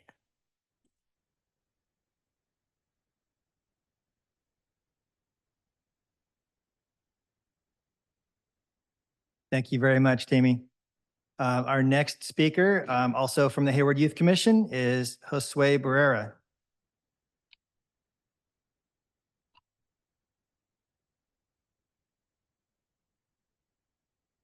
Good afternoon, everyone present with us tonight. My name is Josue Barrera, and I'm a member of the HYC, or the Hayward Youth Commission. Before starting, I would like to thank Mr. Pearson for giving me the opportunity to take the floor tonight. Growing up, I was always an enthusiast for nature. I was intrigued to go out and explore our natural environment. Those memories have played a crucial role in my knowledge and care of nature that I'll share with you tonight. I remember those afternoons watching the sunset around the Bay Area, while always enjoying having conversations with my family about the world that was out there. It is clear that our environment plays a major role in our day-to-day lives. Yet, I stand here tonight to inform you that our home is endangered. Climate change has always been a problem throughout the history of humanity. Since the Industrial Revolution, we have created a bomb that will slowly explode if we don't take action. It's at a point that we're at the brink of a major mass extinction for us as humans. Signs are clear of catastrophic consequences. Global warming has shown its impact around the globe, especially in our state. Wildfires every year have grown and shown their impact throughout the summertime when the brushes are at their driest point. This has caused a large amount of debt and damages for the state, considering the power post malfunctioning and many people being left without electricity. This can put in danger many lives of those who rely on the power source for medical issues. Additionally, the consequences of this will be forests that can't produce enough clean air and landslides throughout major cities, including Santa Rosa and Napa. The consequences in our city are also being shown with the abnormal activity of the weather, when this is the time where we're supposed to enjoy the most. Our sunny summer days are reaching record high temperatures, not common for our area.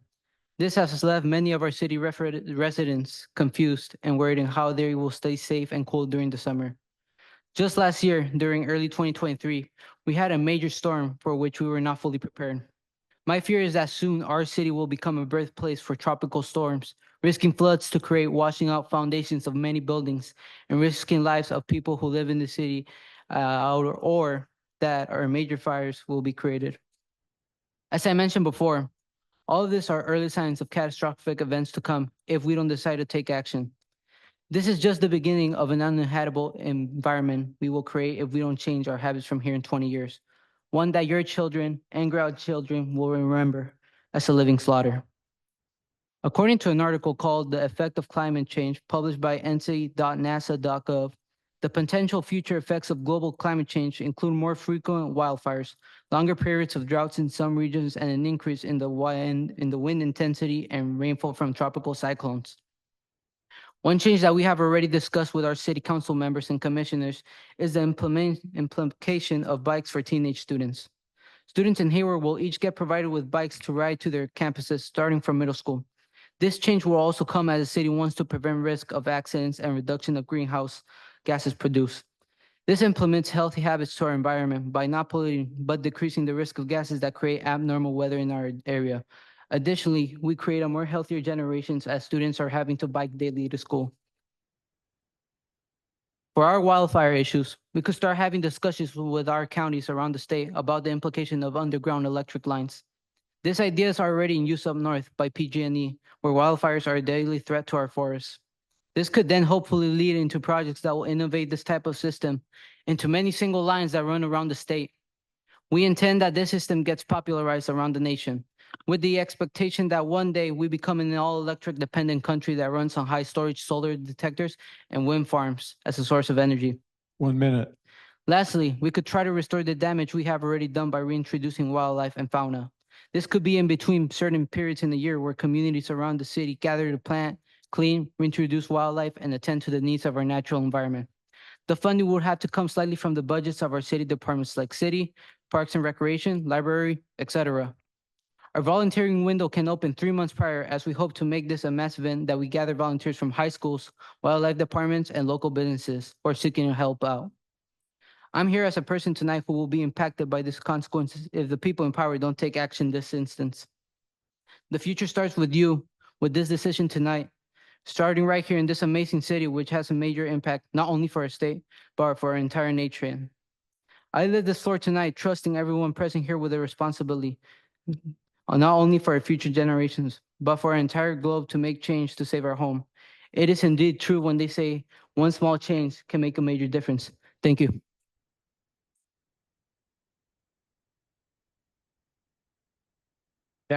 Thank you very much for your very powerful statement and trusting all of us to do what we must. Before turning it over to the next person to introduce our next speaker, I want to thank from the City of Hayward, Linda and Geraldine for all of your work. Joe also is somewhere helping, and then there's another technical genius behind the scenes whose name I can't remember who's helping. We have Nick in the back. Nick in the back. Thank you. Thank you very much.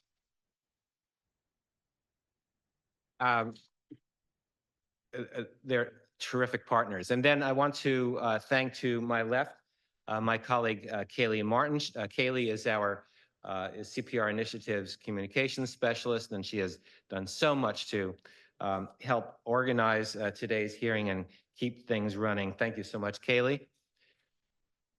And then, and then Nelson Bonner. Nelson is a founding board member of CPR Initiative, and actually he's traveled all the way here from San Jose to help with this hearing. Thank you, Nelson. And Nelson will introduce our next speaker, who is going to be by videotape. Thank you, Dan.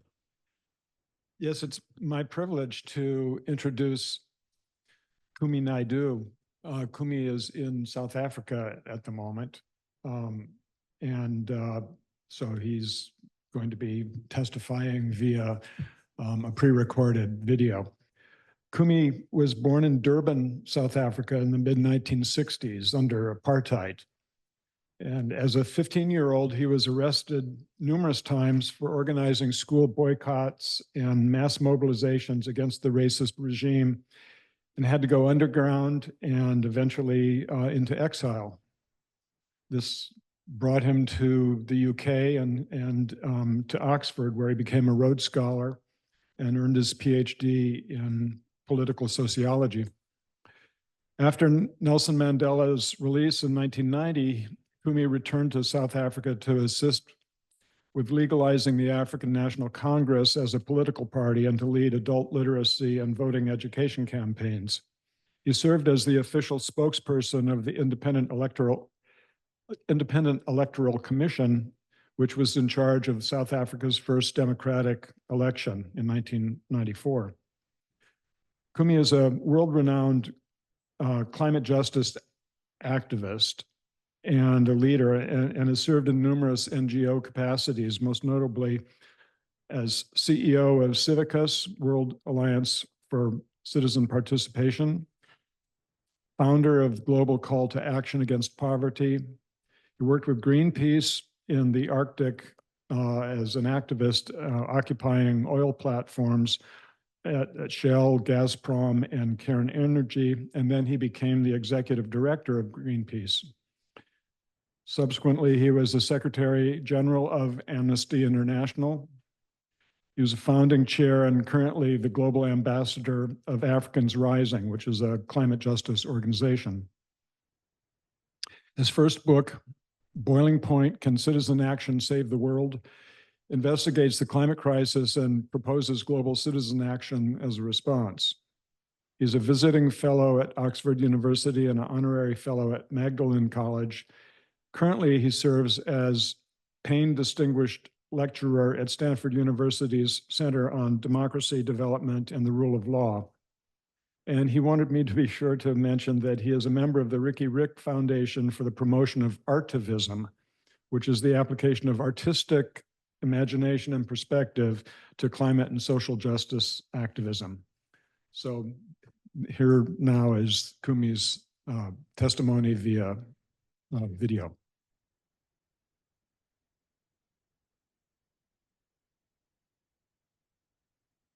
Dear friends and colleagues, I'm pleased to be able to offer a testimony to the Climate Protection and Restoration Initiative hearings.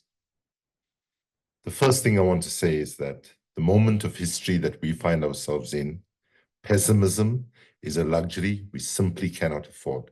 And the pessimism that emerges justifiably from our analysis, our lived experiences, and our observations can, must, and should be overcome by the courage of our thoughts, our actions, our creativity, and so on.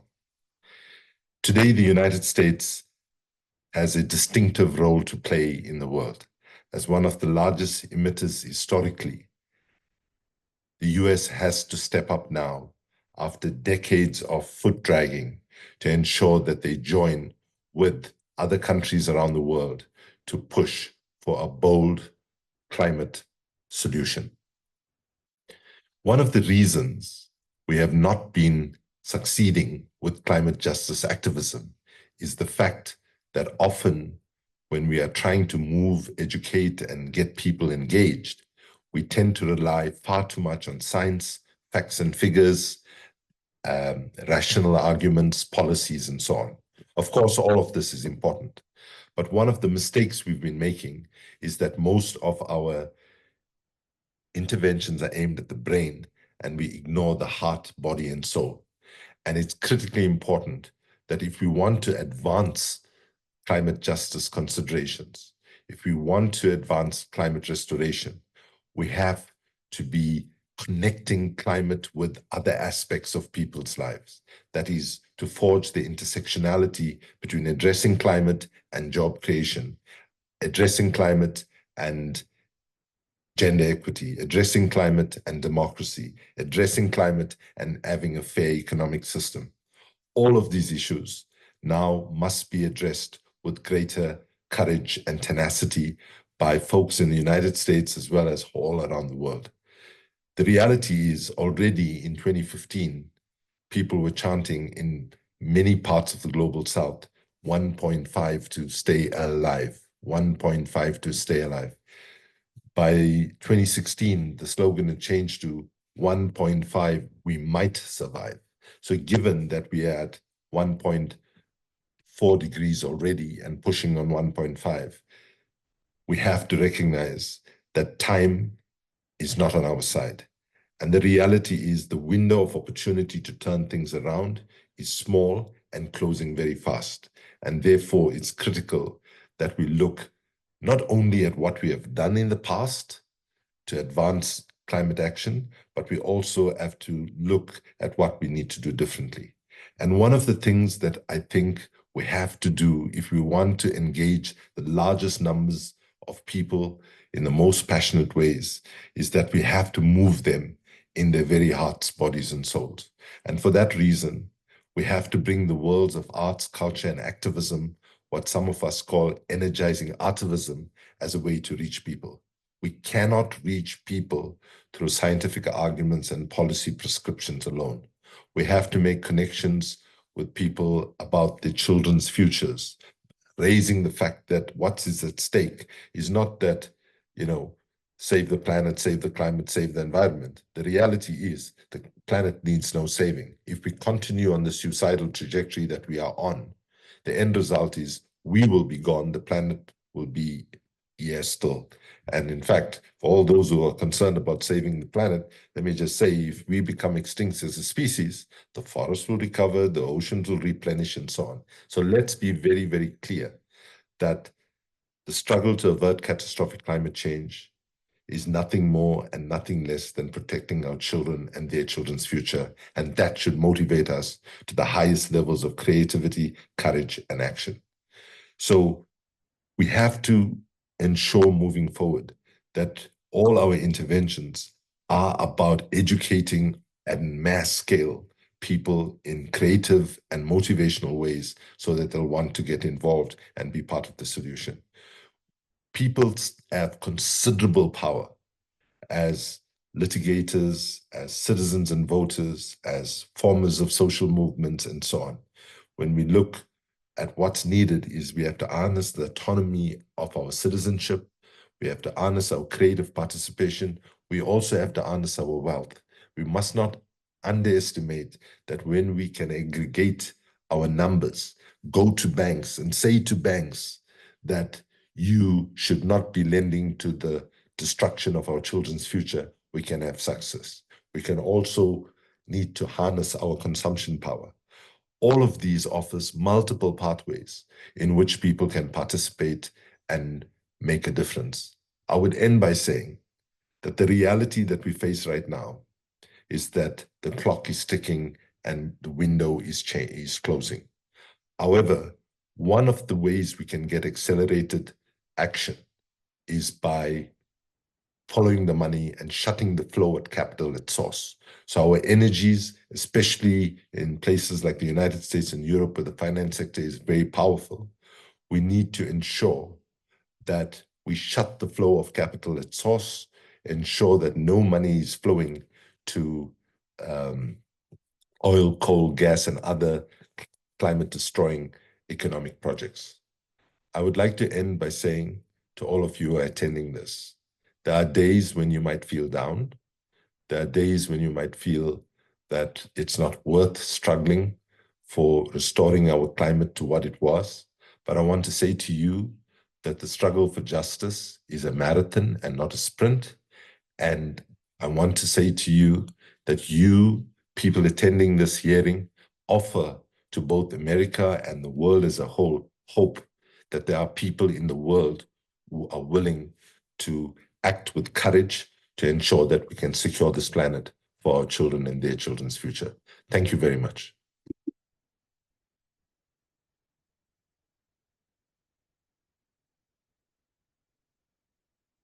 Thank you very much, Kumi. Very, very powerful statement.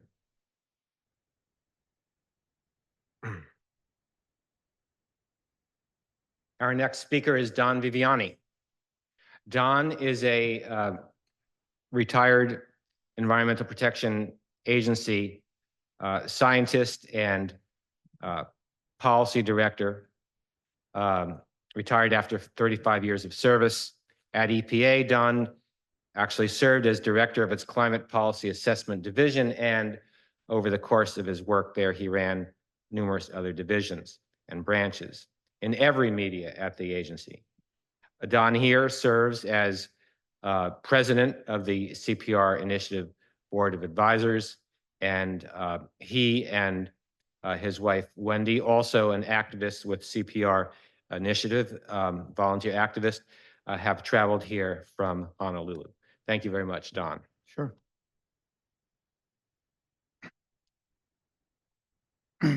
Says, okay, on the monitor is a view of a dystopian future where a man explains to some kids, yeah, the planet was destroyed, but for a beautiful moment in time, we created a lot of value for shareholders.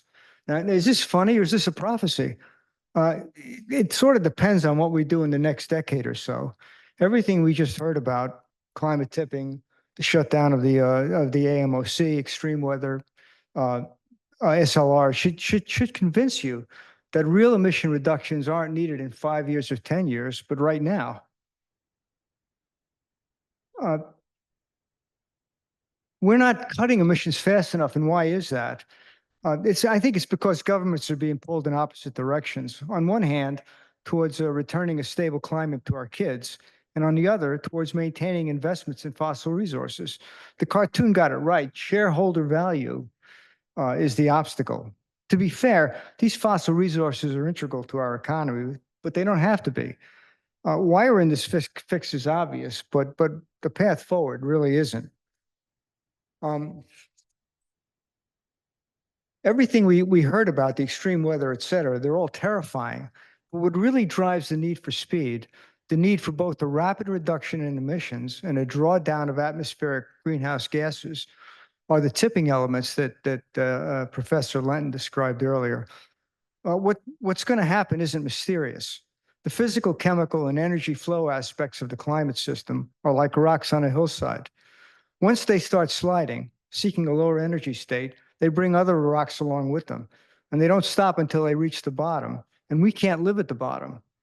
At some point, humankind will lose control because these flows, as they proceed, are self-amplifying. They reduce solar reflection, they add new greenhouse gases, and these are the other rocks I was talking about, and warming gets a lot worse. The time to stop an avalanche is before it starts. If we allow these tipping elements to become irreversible, future reductions in emissions won't stop the slide to a hostile climate.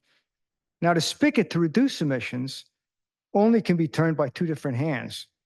One, the owners of the fossil resources, the corporations and investors, they control the extraction and supply. And two, governments, they can put limits on extraction and use.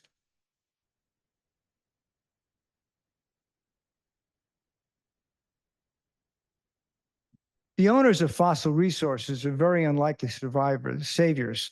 They knew the dangers in the late 70s. They did nothing, even though their own scientists predicted catastrophic impacts unless fossil energy decreased significantly.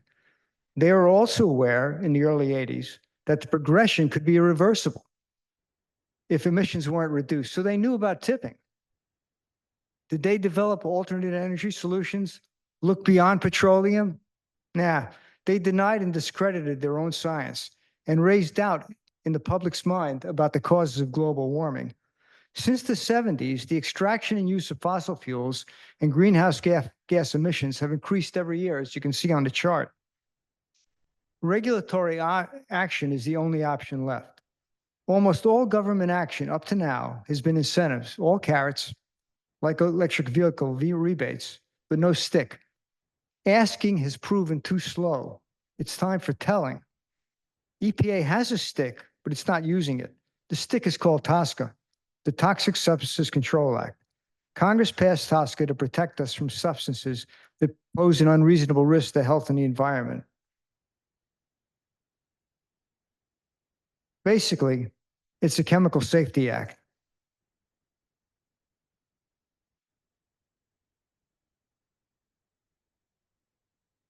The amount of fossil fuels extracted and the greenhouse gases released are the most unsafe substances humanity has ever inflicted on itself. And climate change's existential risk can't be considered reasonable. It's almost like TSCA was written with climate change in mind. Our group, CPRI, has and will keep trying through petitions in the courts to force EPA to use TSCA authority.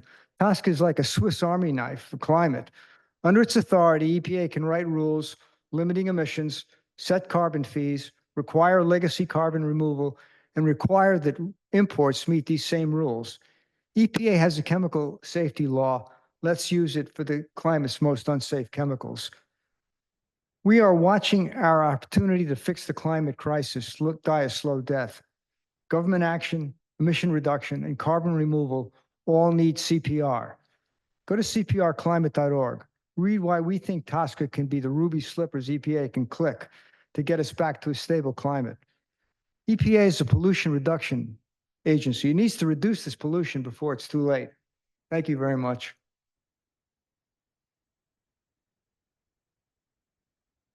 Thank you very much, Donn. Appreciate that.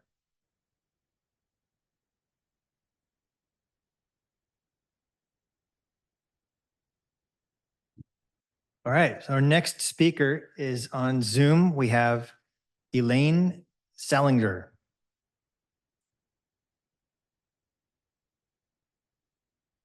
Hi, can you hear me? Yes, we can. My video will not start. So my name is Elaine Salinger. I'm a retired veterinarian, and I also lead the San Mateo County chapter of Citizens Climate Lobby. And while I would love the EPA to regulate us out of this misery, this mess, we've seen recently how the Supreme Court can tie the hands of the EPA. It's a wonderful idea to ask the EPA to act, but it is even better to ask for legislation to stop climate change. What legislation? Because you want to go for the big guns first. And if you look at a website, a climate change simulator website that was created by MIT and Sloan called En-ROADS, and I ask all of you to check it out. It's EN-ROADS, Climate Interactive. You will see that clearly we need all possible solutions, but that the single most effective solution is pricing carbon. And there's a socially just way to do that, which I'll talk about in a second. But I think that we really need a price on carbon. We need a market solution. There is one clear winner. This particular solution, if it were a global solution, would reduce the average global temperature by 0.9 degrees centigrade. Now, granted, we're talking about legislation in the United States, but this is clearly the winner. This is the most effective solution. And how do you do that? Well, there's a bill waiting for a vote in the House now called the Energy Innovation Act. And it is the socially just way to price carbon, where the government collects the carbon price, but doesn't keep it and returns it equally to all people. I also want to mention that it is important that we vote for climate champions. And there's a little secret about how to tell if someone is a climate champion. You look at their website. If all they're talking about is adaptation, and they're not talking about reducing emissions, they are not a climate champion. I invite you to join Citizens Climate Lobby and learn how you can take easy action to get a carbon price passed in the House and the Senate. It can be very easy using tools that groups have developed, like Citizens Climate Lobby. Thank you. Thank you very much, Elaine. And Citizens Climate Lobby National was a strong supporter of our effort, of course, in 2022. And we really appreciate the work of Citizens Climate Lobby. And so now the next speaker is Shamak Gauda. Shamak, are you here? He's on Zoom. Very good. And you have 2 minutes. All right, thank you. I'm Shamak. I'm a high schooler from Fremont. I'm also part of Citizens Climate Lobby. I'm part of the Silicon Valley East chapter. I just wanted to thank the youth that spoke before. You guys are really awesome. And I wanted to kind of emphasize, just student action, student engagement. So what I wanted to talk about was something that we at Citizens Climate Lobby started in the youth action team. So we started this campaign for schools, for students to create resolutions at their schools about electrifying their schools. So the place where students are really prioritized the most is, or it should be, their schools, right? And schools also happen to be one of those big time emitters in the public sector. So that was kind of our goal to for students to kind of exercise their voice in their schools and get their schools to electrify, whether it be through electric school buses, heat pumps, induction stovetops, and kitchens. So that was kind of the goal of the challenge, and so I just wanted to emphasize that. Like I'm just an organizer, but I wanted to thank all of our student teams across the nation. So it was really them that put this together, and so that's kind of what I wanted to show, that the power of a student is basically limitless, and especially within a school, a student has the power to do anything. So that's kind of my first point, and also so that's kind of with electrification. But the other thing is that even if we are electrified, we still have to increase transmission capacity. So one of the things that I learned with CCL is about permitting reform. So that's kind of a way for us to speed up projects that would increase our transmission capacity, and among other things, just increase the possibility for clean energy projects. So that ties hand in hand with electrification. So that's also one thing that I'm I'm looking forward to. So there's recently a bill in Congress called the Permitting Reform Bill of 2024. So I recently heard about that, and I'm just excited for the U.S. to continue supporting permitting reform legislation. So what I'm trying to say is the power of a student to create change in their school is just really, really important, and we should keep encouraging students to do that. While at the same time, we as a country, we continue to support their work and to provide them with the resources that they need. So yeah, that's basically it. Thank you everyone for hearing me. Thank you very much, Shamak. Our next speaker is Jim Clark. I don't know if Jim, oh, he is here. All right.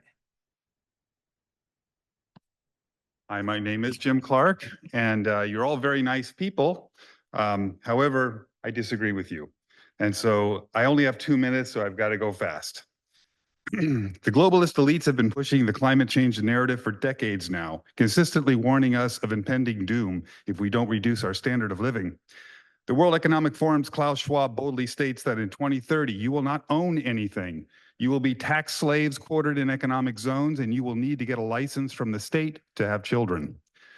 This would be merely comical if we were not witnessing our federal, state, and local governments all falling in line to implement this. In spite of their climate change rhetoric, the true belief of both corporations and governments is clear. Google has admitted it is behind on its goal of reducing net carbon emissions by 2030. In fact, their emissions are up by 50% due to the massive and energy-intensive infrastructure build-out of AI systems. Tech companies in the Bay Area and most companies around the country, after seeing massive productivity increases in 2020 through 2022 during the COVID lockdown years, insisted that their employees get back out on the highways and with their carbon-emitting vehicles and commute to work. 1 minute. While cities around the Bay Area, including Hayward, have policies in place to put our roads on a diet, deliberately reducing capacity of the roads and increasing carbon emissions for each car now in stop-and-go traffic. Meanwhile, emergency services like fire, medical, and security response times are negatively affected. When I pressed our former Mayor Halliday why this is happening, she announced that we are trying to get people out of their cars. In other words, the city's policies are designed to frustrate and punish the citizens with nonsense edicts of the elite few, while at the same time claiming they support democracy. It is clear that the elites and policymakers don't believe in climate change narrative. In fact, they created it in order to deprive people like you and me of their life, wealth, and liberty while they fly to and fro in their private jets. Thank you. Thank you, Jim, for your statement. The next speaker is Dan Heil.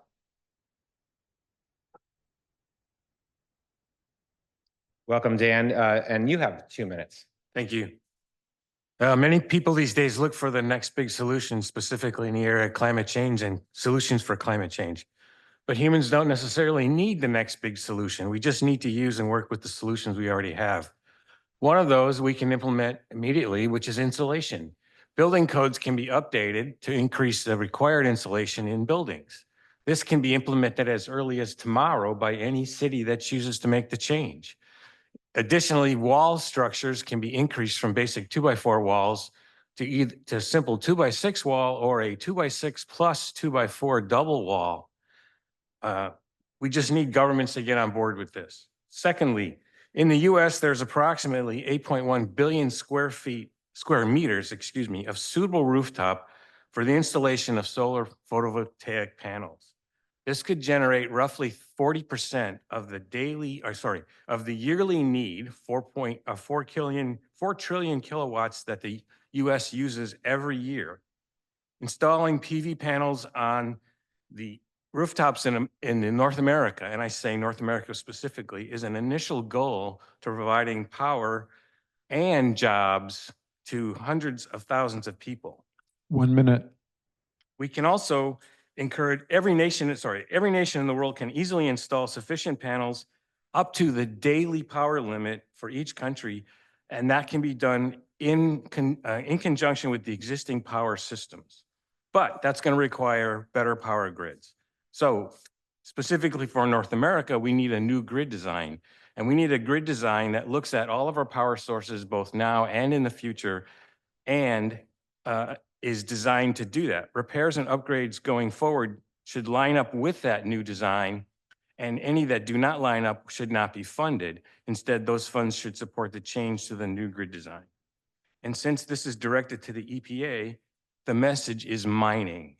Mining metals needed to support EV cars, PV panels, and a revised power grid is key to an electrified future. The EPA needs to get on board with increased mining of the materials that are needed for those activities and get those moving. Thank you very much. Thank you very much, Dan. Our next speaker is Abe Masliach. Abe, thank you very much, and you have 2 minutes.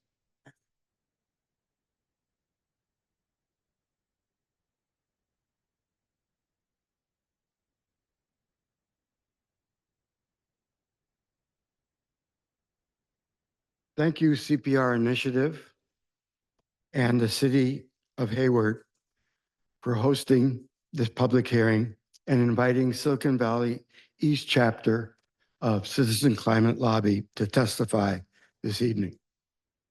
My name is Abe Masliach. I live in Fremont, California, and I'm a lead for the Silicon Valley East Chapter. I'm happy to see that a volunteer from CCL has testified at each of the last 3 public hearings. Since the first hearing in November 1st of 2022, representatives from CCL have testified that a carbon fee and dividend act is the fastest way to reduce CO2 emissions in the United States. The current bill, the Energy Innovation and Carbon Dividend Act of 2023, HR 5744, now has 29 co-sponsors. Great news. 1 minute.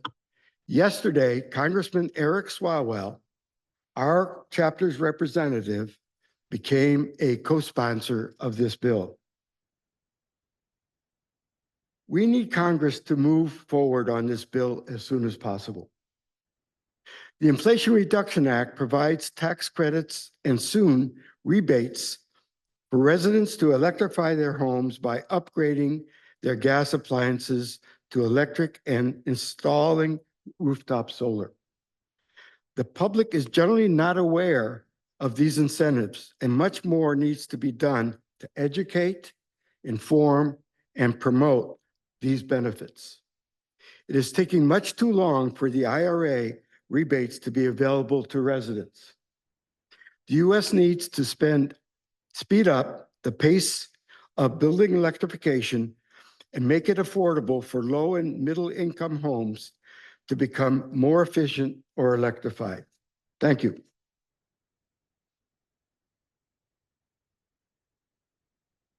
All right, thank you very much. Our next speaker is Marlise Connell.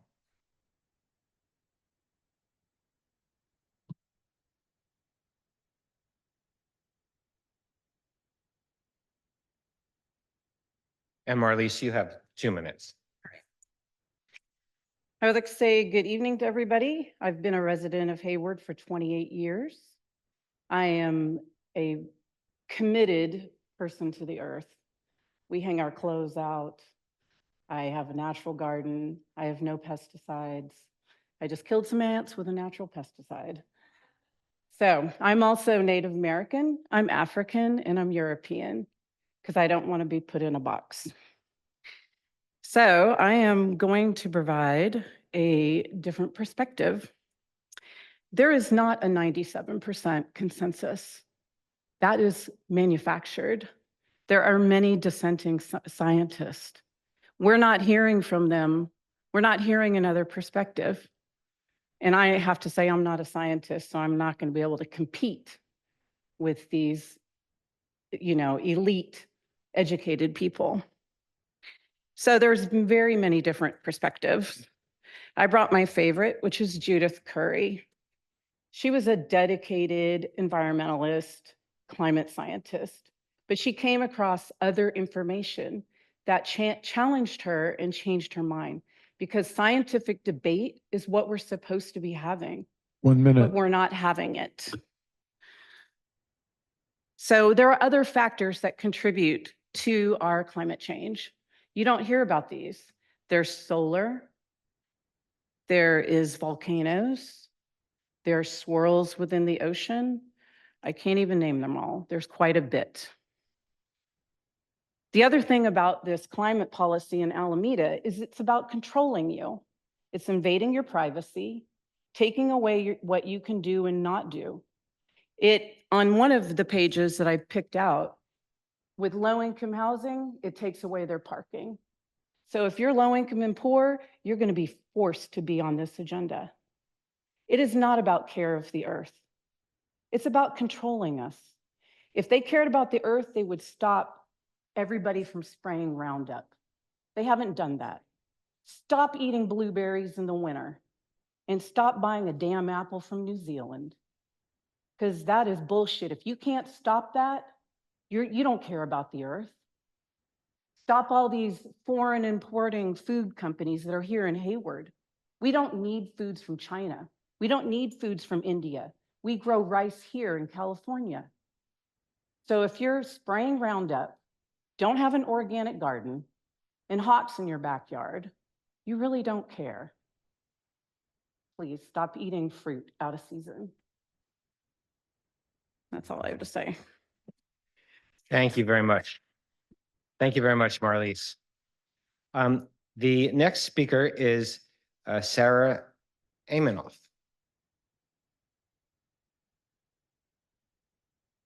And welcome, Sarah. You have 2 minutes. I did my best. So I'm a teacher. Just a little info about me. I actually work with Greenpeace and Sierra Club. And I also have a different perspective. I work with Safe Take International as well. And we are just shocked at the huge, giant energy expenditures of all the new technologies that go into all the new cars. So anyway, so we are, so even if we cut emissions to zero overnight, if we continued to degrade the earth, the planet will die a death of 1 million cuts. That's Eisenstein. So it seems like there's this concern about green economy, and it looks like we are citizens, not citizens, but we're consumers. So most people think we're going to solve the planetary crisis by replacing fossil fuels with solar, wind, and batteries. Yet all our technologies require 17 rare earth minerals that are finite and toxic to mine. And such as cobalt in the Congo, where you have like little kids that are knee deep in the mud. So you guys can have your new cell phone, your new whatever. Everyone talks about new infrastructure. And anyway, so I'm going to tell you that they don't have the resilience in environments that are harsh. For example, EV vehicles break down. The end usage is not looked at. They're hard to get rid of. They're toxic. They use a lot of resources to be made. They're not in for the long haul. They're throwaways. They never talk about the end life of solar panels. There are certain weather that destroys the panels. For example, in Texas, they got hail. Now they got rid of all the solar panels. They create a wasteland of water shedding, all kinds of heavy metals that go into the wet watershed. So what happens is a domino effect. So that's one thing down this rabbit hole, because we're not looking at true alternatives. We're only looking at what some corporate government connection. I'd like to talk about the climate agenda creating food insecurity, which involves removing farmers from the land, AI-driven farmerless farms, filling much of the countryside with wind farms and solar panels, displacing farmers.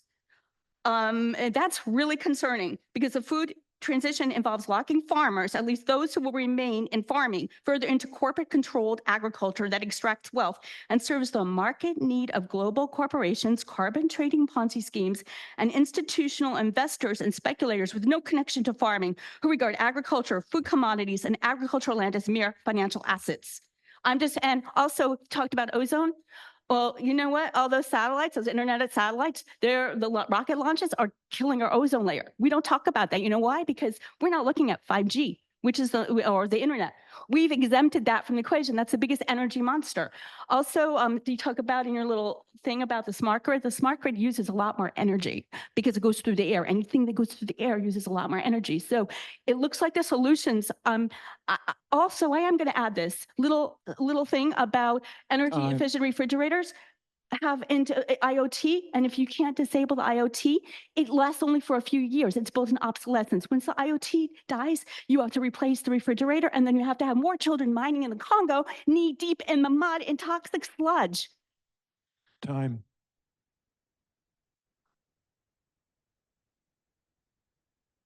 Thank you very much, Sarah. All right, our next speaker is Bruce King.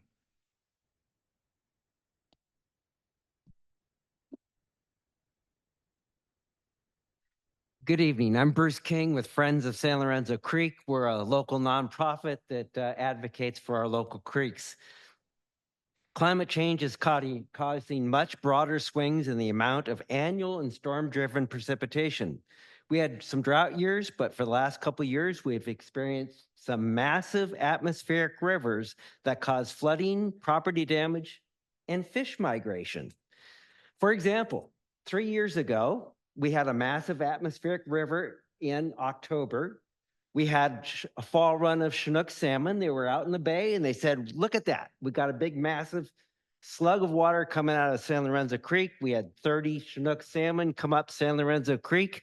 They made it 5 miles up here to downtown Hayward.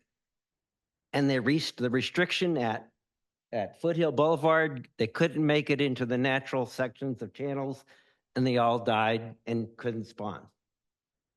So we need to improve our channels with fish ladders and in fish enhancements. We also had a massive atmospheric river about 1.5 years ago on New Year's Eve. A lot of you locally remembered that. Okay, our local flood control channels here were at the top. They were flowing massive amounts. All the natural streams upstream were at the top of bank. People that lived on the banks of the creek, their backs of their properties were falling in, structures were falling into the creeks. We had docks flowing over dams at Don Castro. We had a washout of A Street, which took it out for a couple months until we could do emergency repairs. We got big flooding problems. Things are getting flashier. 1 minute. What do we need to do? Well, Alameda County Flood Control and Water Conservation District is responsible for all of our flood controls locally, okay? And we haven't seen a long-term plan for them in over 20 years that I've been doing this. But luckily, in July, Flood Control reported a $400 to $700 million backlog in capital improvements that are needed. So they want to come out to the local property owners and propose a flood control benefit assessment increase, a pretty moderate one. And they really need it because the flood control channels and streams can't handle the water. And we also need enhancements for the fish and other environmental improvements. So possibly in 2025, we'll see a local voter ballot come out to the property owners. And I hope people vote for it because it's really a good investment in our infrastructure and a good investment in our streams. And this is an example of how climate change is affecting us locally and costing us money. And if we do invest right, we'll get the right things out of it. Thank you.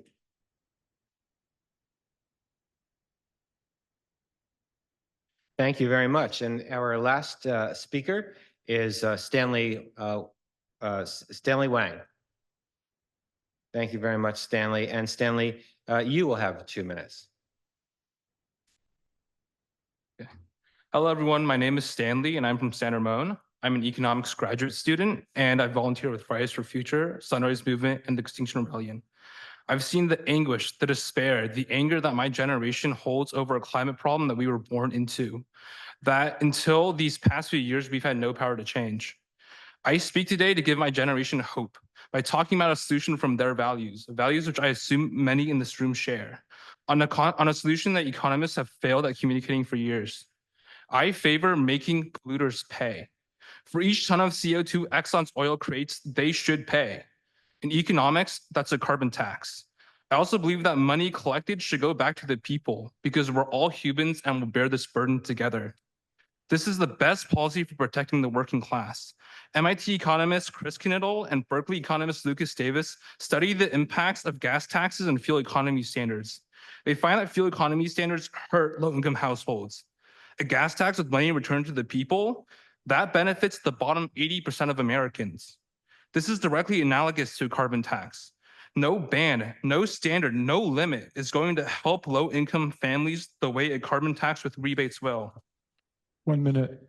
Now, for anyone who's worried this sounds like a radical commie scheme, it's also good policy for the economy. Economic costs under carbon tax will be half that under other policies. If you care about the economy and about climate change, this is a policy for you too. Lastly, it's best practice for our environment. The IPCC calls it an essential part of any ambitious plan. It's a necessary, if insufficient, part of stopping climate change. It's not too late for us to be a climate leader, but time is running short. I invite my peers and everyone in this room to build the support we need for a federal carbon tax. Without one, we will fail. But more importantly, with one, we can win. Thank you. And actually, we have one more speaker who I thought was not going to make it, but he has materialized online as well. And this is John Gage. John, you have 2 minutes. Thank you for joining us. Thank you so much. And thank you to the other CCL volunteers that were on earlier. I love the prompt. What more should the U.S. do on climate change? We need to close the U.S. carbon price gap, as Stanley and others have talked about. Carbon pricing is necessary. But what is the gap? And what is the best way to price carbon?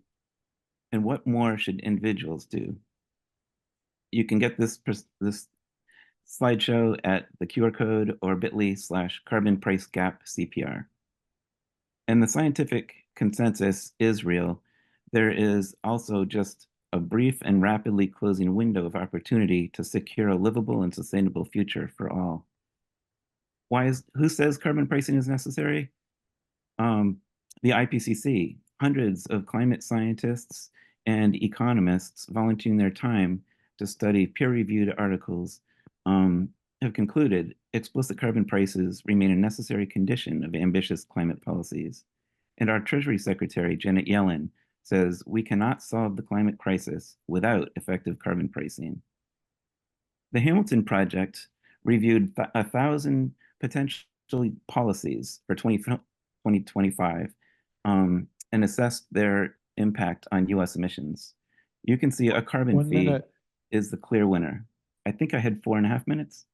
Yeah, I'm sorry, John. In fact, you do. I had you in the wrong category. You could have 4.5 minutes. My fault, Nelson. Go ahead, John. Okay, thanks so much. A carbon fee is by far the most powerful.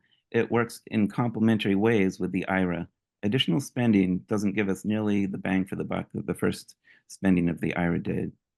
What is the US carbon pricing gap? Well, the IPCC has a minimum price range that hits $135 in 2030 and rises to $690 per ton of CO2 emitted in 2100. Carbon pricing is spreading. It's in over 75 countries and regions. Prices are rising and CBAMs are starting. That is where a country that prices carbon charges its carbon price on the embedded emissions on imports from free polluting countries. En-ROADS was mentioned before. I'll show 3 quick slide images of it. This is global policies as they exist now, according to the IPCC integrated assessment models. We're headed to a 3.3 degrees future, warmer future. But if you start with a $25 carbon price on carbon and add $10 each year through the century, it takes us halfway to our 1.5 degrees target, down 0.9 degrees. And it makes all the other complementary policies easier to do. When it costs money to pollute, everybody is motivated to demand more ways to stop polluting. How to price carbon is with that carbon fee and dividend policy. Charge a steadily increasing carbon fee at the source, at coal mines, oil refineries, gas consolidators. All the money gets put into a carbon trust and rebated to all households on an equal basis each month. Most families come out ahead financially with a highly progressive result. And then use a CBAM, a border adjustment, to push our carbon price around the world and level the playing field for US producers. Economists, the largest public statement by economists in history supports this approach: a steadily rising carbon fee, a full household equal rebate, and a CBAM. But is it possible? Because the political, ideological, and industrial headwinds are very strong. But Greta Thunberg said, until you start focusing on what needs to be done rather than what is politically possible, there is no hope. It's up to us to make carbon fee and dividend possible. So internalize the message. It shouldn't be free to pollute. Give the money back. A CBAM pushes it around the world, and carbon fee and dividend gets us halfway to our global 1.5 degrees goal. Talk about carbon fee and dividend in all your discussions about climate with friends, families, influencers, and legislators. And join Citizens Climate Lobby to help create the political will for a livable world with a specific focus on passing carbon fee and dividend legislation. And for students, here's a great project for a climate club or an environmental club. Put signs all around campus. Have events to spread the word about this wonderful policy. Most effective climate policy, carbon fee and dividend, and take action by writing Congress here. As Gregory Mankiw is the author of Economics 101, a book that's taught at universities across the country, says, the closest thing I know to a panacea in the climate change debate is putting a price on carbon and rebating the revenue to citizens. So please ask not what your country should do for you for climate, but ask yourself what you can do for your country for climate. And that has helped create the political will for carbon fee and dividend legislation. Thank you.